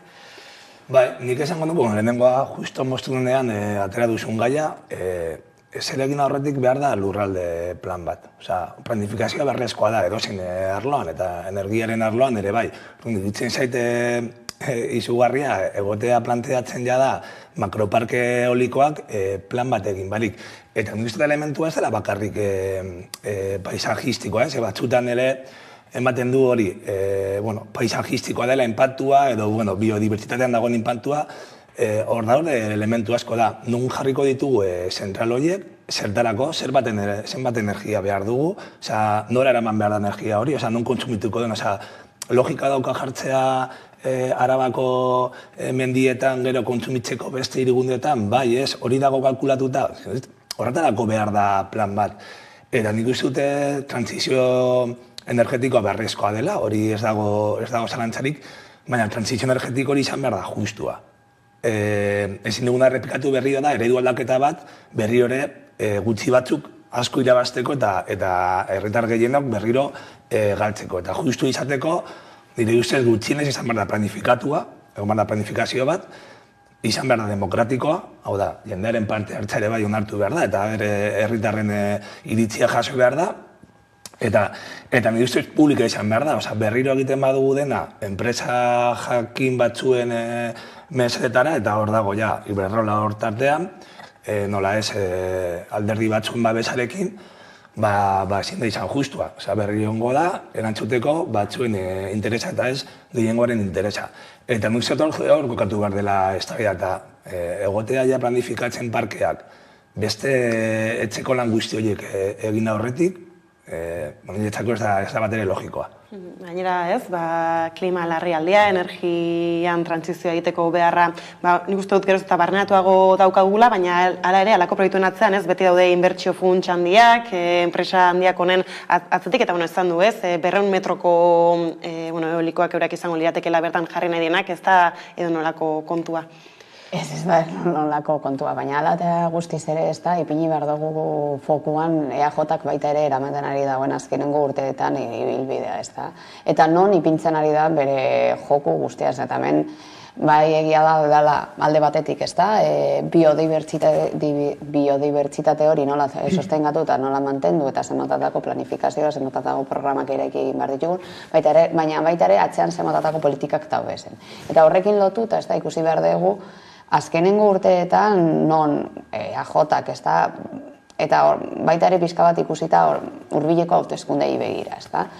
Eraman ari den azkenengo ibilbidea sistema kapitalista bereziki sostengatzeko estrategia oso desberdinak egiten, eta horrekin lotuta izaten ari gara, ez da, osakidetzarekin izan dugun, ez da, erronka hori, nola dagoen orain osakidetza, non orain dela hainbat urte zen, espazio oso seguru bat, espazio publiko, eta baseri den bertako bilbidea eramango luken, eta ikusi egin dugu nola azkenengo urteetan poliki-poliki joan nahi dean.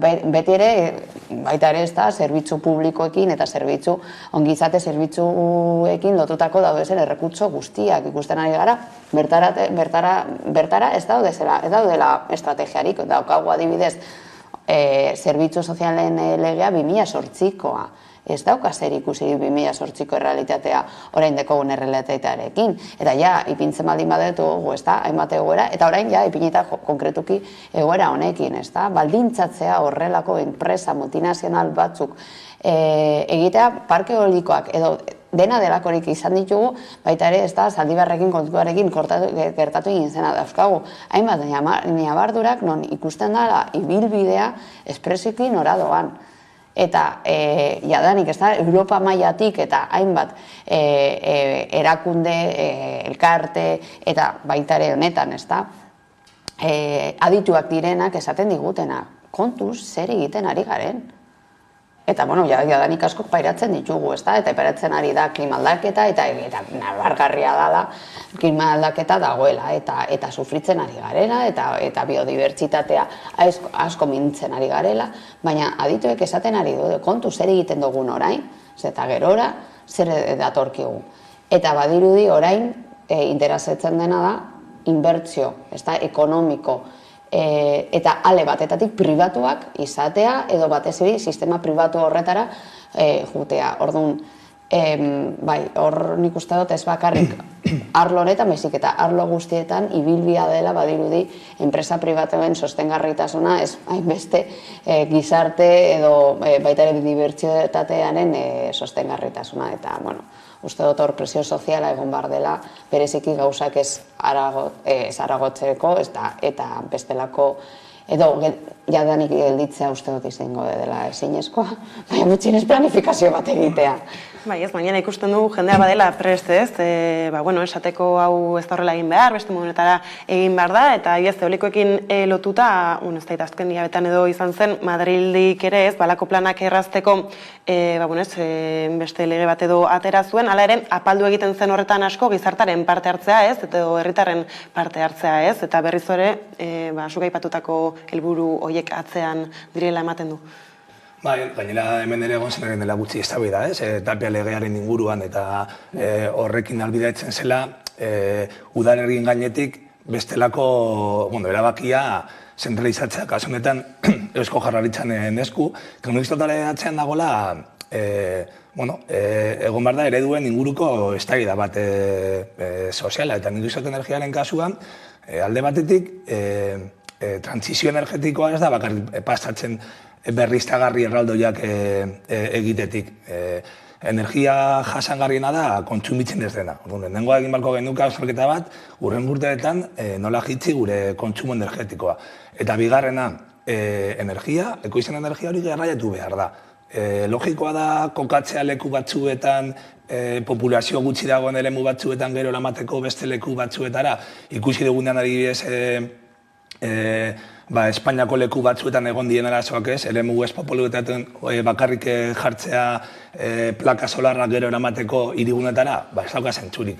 Agian esateke izan behar da tokian tokiko ekoizpena, asko ez gehiago zentratuta behar konkretuetan, eta nik izan da dela bi ikuspegi, alde batetik dago, Tapiaren ikuspegia dela desarrollista, eta dela berriro ere negozioa dago, orgoaz aprobetsatzea aukera dago ere bai, berriro negozioa eta enpresa batzuen esku guzteko behar dugun bitarteko nagusia dela energia, eta berriro apostua dela esku pribatutan egotea, eta dago beste eredu bat dela, goaz planifikatzera, goaz pentsatzera zer behar dugun, eta goaz gero dauden aukera eolikoekin, plakerrekin, aerotermiarekin, planifikatzera ekoizpen hori modu logiko batean. Eta uste dute, beti esaten duguna, trantsizioa emango da. Gure esku dago trantsizio hori izatea batzuen alde, hau da, gehiengoaren alde, edo gutxi batzuen alde. Eta kasu honetan, argi dago batzuen eredua dela berriro, enpresa batzuen esku, ustea dauden irabaziak eta guztiok beratzea kalte ekonomikoak, medioambientalak eta sozialak. Gainera, beste arlo bat ikutzeko, honen eredu honen argazkiare badabiadura handiko trena, iragan astean ikusi genuen nola Arrasateko leize txikiko ban, apurketa batzuk gertatu ziren, eta horren aurrean Zupiriak, Eusko Jaurlaritzako bozeramaileak esan du, espeleologoek bazuten baimenik bertara iristeko, abiadura handiko trenak ez ditula horiek eragin, hori gainera, eskutatu nahi dela, gizarren aurrean agian barkamena eskatzeko ere garaia. Baina, horrelako, eta are gehiago, eta oso modu apaigarrean gertatu izan Zaldibarreko zabortegian, eta hor, nork zeukan erantzukizuna, erantzukizuna dako enpresare, guk ez dako nork ematzen dute baimenak, nork egiten dute ez da azken finean hor diagnostikoak eta ikerketak, nork erantzukizun publiko bat dago, eta erantzukizun publiko bat modun, eta gainean politika modun, eman behar duzu erantzun bat. Orduan, noski daukatela erantzukizuna, noski izan behar dute zerbait, eta noski ikerketa batzuk egin behar dituztela, ezta? Baina baita ere, ez da Carlosek aipatzen zuen nortzuk gara gehiengoak, nortzuk gutxikoak.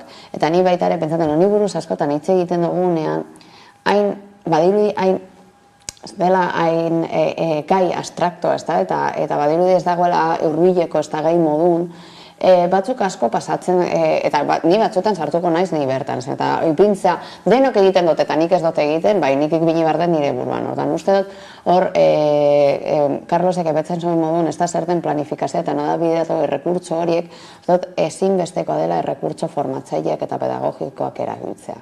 Bestela, hau jaten da sakura. Azkenan, zein da, hau da, ez da puntaren izeberrak ikusten duguna, zer gertatzen da, dirua sartzen dela, eta guk behar duguna da dirua. Eta gainera, energia dekogu, energia behar dugula edo zertarako.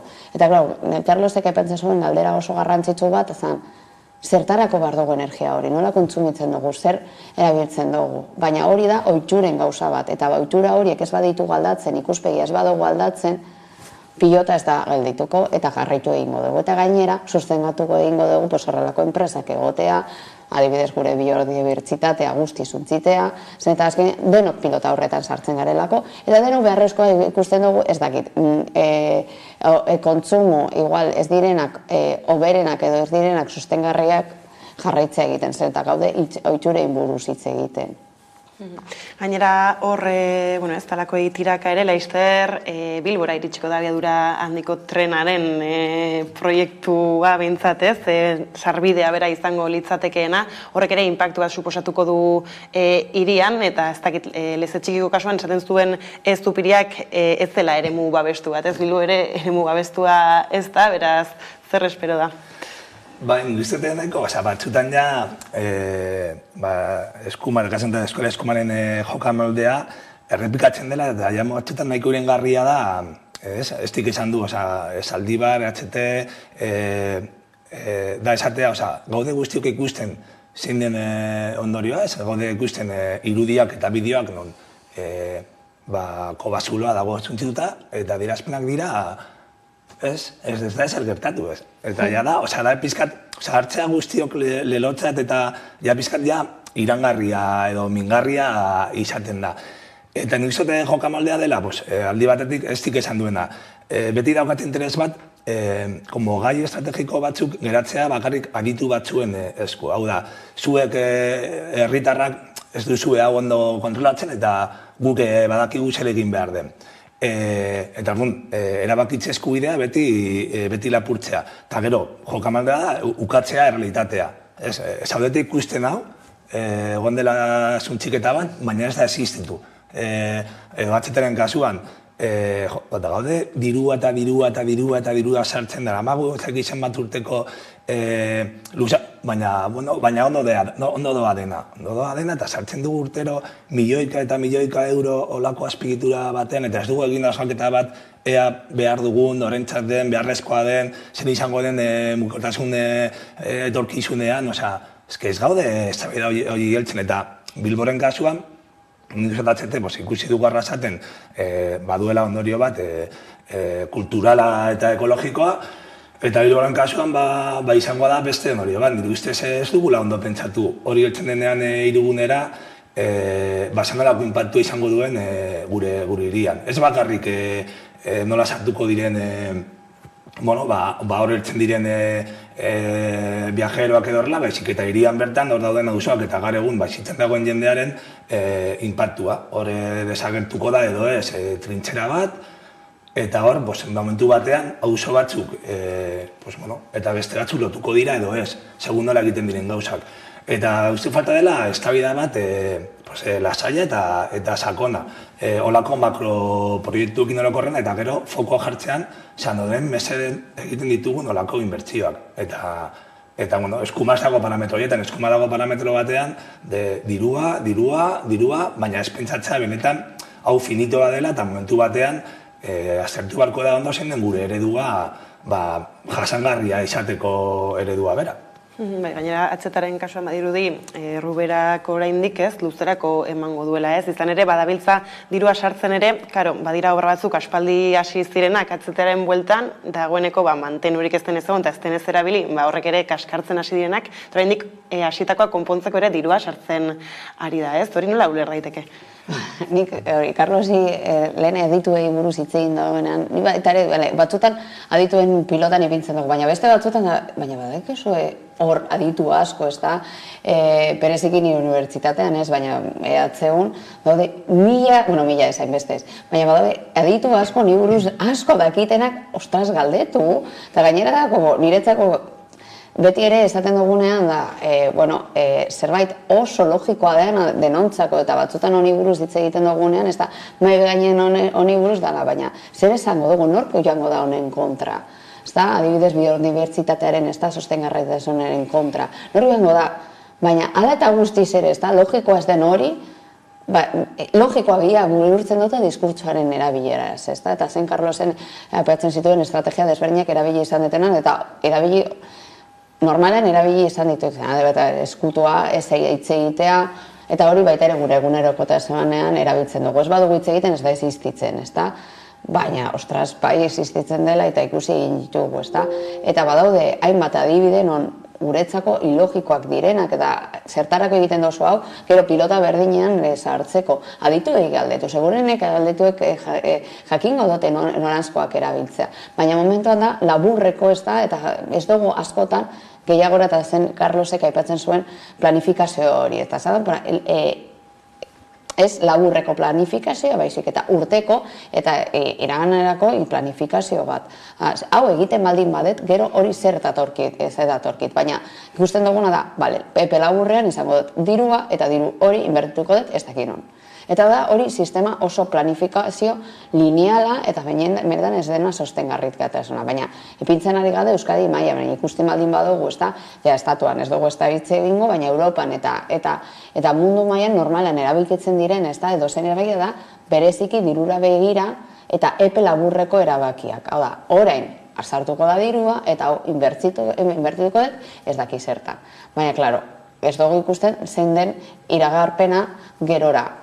Nola joango den gero, ez da, X urte pasata eta diru hori bestelako bideak egon aldira, bide hori sostengarria, igual momentuan ez dugu izango beste diru, baina gero, igual urteetan pasata, bai izango dugu bestelako diruak. Eta uste dut, batzutan dela umeak bezala, hau sartzen dut eta hau kanpora joaten da. Baina ez dugu hori epe luzerako eta egia da jendarte mailan nahi ditugu emaitzak eta emaitzak orain. Normalean esaten dugunen eta horrela da, ez da, esaten digutenean. Baina hau izango da iraganerako eta izango da epe luzerako izango ditugun, eta beti ere begiratzen diegu, baina noiz izango diren emaitzak. Orduan, baita ere horretara moldatu egin bargara, ez da, eta pentsaton benetan zer nahi ditugun, ez da, epe laburreko, ez da, emaitz horiek edo epe luzerako eta sostengarriak diren bestelako estrategiak. Eta gero beste gati helduta, aipatu duzu hor zeharka ez, izan ere badu lotura nahi eta nahi ez. Gaur bertan bete dira 3 urte Zaldibarko Luizia gertatu zenetik, eta zauri asko oraindik ere, hasieran lehenengo egunean bezain zabalik jarraitzen dute, ez? Bada langile baten gorpuzkak oraindik bertan daudela edo desagurturik daudela, gero erantzunkizuna ere bere horretan ez du kasik inork beregan hartu gura izan nahi. Hor, bada behar ikusten duzue gizartearekin zintzotasunez aritzeko?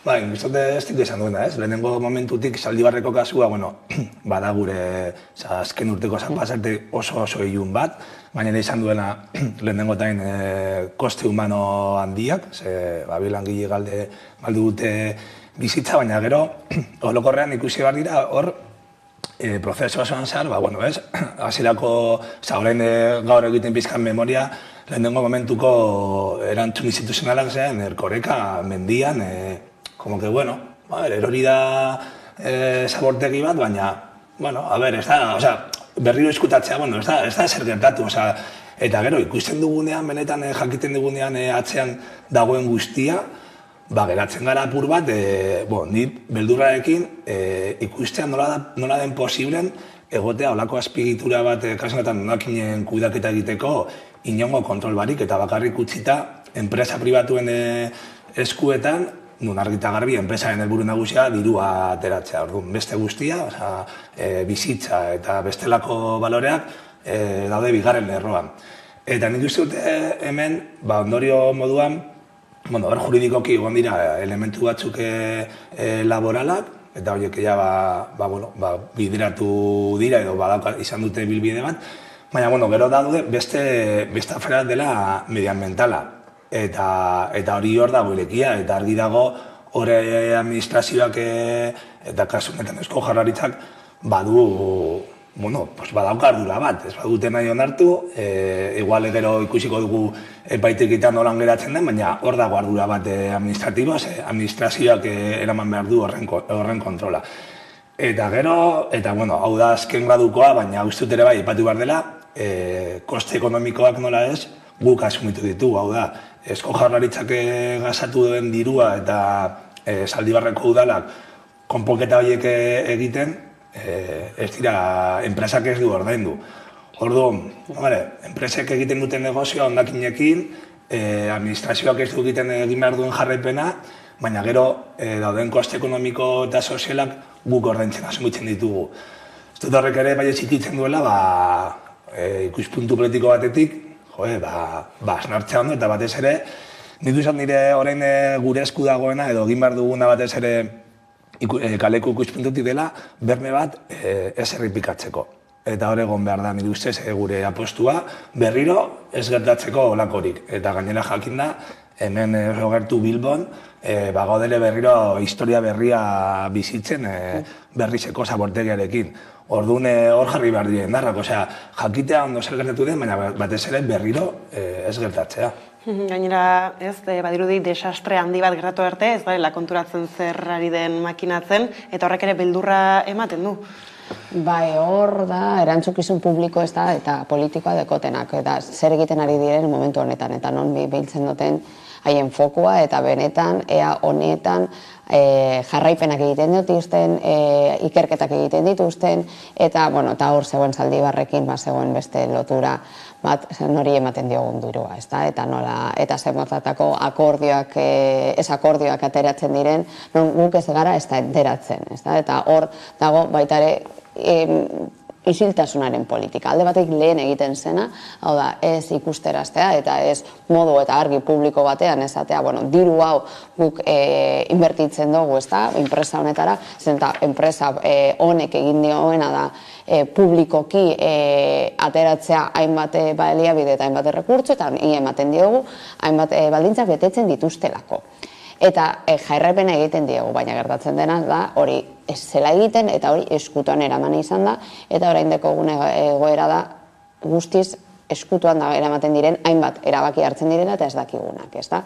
Hori batetik, eta gero, bai gustatuko litzaidake zen, eta ni justo momentu horretan, Zaldibarreko egoera gertatu zenean, nik justo errepidean nengoen, justo errapeto egin zitzaidan, ezta?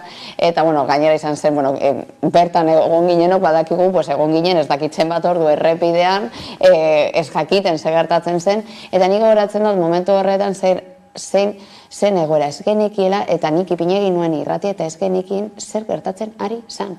Ez da, bertako ez da, segurantzan zaten hainbat, ez iguten ez ebez esaten, ez da? Eta hori zen momentua, nik ulertze dut, kaosmoeko momentua ez esaten, baina hori hainbat asteetan egon zen isiltasuna guztiz. Eta ondo akordatu egin bargara, non adibidez bertako eta politikoak ez da erantzukizuna zituen, ez ziren ateratzen. Eta ez genekien zer gertatzen zen. Ez genekien ez zebez gorputzei buruz. Eta gero hori erreparaziorako eta dolua eta herriko doluarako eta erreparaziorako ezinbestekoa zen erantzukizun publiko bat egotea. Eta erantzuna emotea. Eta egon zeinen hainbat hilabete ez genekiela ez zebez. Ja, momentu batean, baina zen presio sozialegatik zen eta zen izinezkoa zen pentsatea, inork esateratzea, inork erantzunik ez emotea. Orduan, hori baita ere ondo akordatu nola gertatu zen berriro ez gertatzeko. Horrelako egoerak oso katastrofikoak izan zirenean non gorputzak geratu egin ziren bertan erreparaziorako eta milen eta herrieko erreparaziorako bestelako erantzuna jasotzeko eta estrategiak eramateko. Denbora dela eta hemen txautzi behar dugu, ez? Eta erantzunkizunez hitzaiten atzo bertan egin zuten omenaldia, Zaldibarreko gertakizuna izpide hartuta, eta bertan ere erantzunkizunak eskatu zinduzten, beraz oraindik ere bada hor zauria zabalik. Eskerrik asko biei gaur gurea gerturatzearren eta hurrengora arte. Eta laster, bueltan izango gara eguneko berriekin. Bizi musika, amaika telebista, venga, mundu guztien mandoagaz, katea ipinten. Eingutzot aurkeztu neure bideoklip barrie, joder faltan zaitut. Bada abesti bet freskoa eta dantzan egitekoa. Batzutan, harreman sentimental bat amaitzen danean, batzutan pasetan da ez dugula ondo gainditzen. Da, hasten gara pilo bat txorrada egiten, pilo bat umekeri egiten atentzinoa gehituteko. Horren inguruan egiten duzku berba, joder faltan zaitut abestiek. Ia gustotan jatzuen, da biba zuek.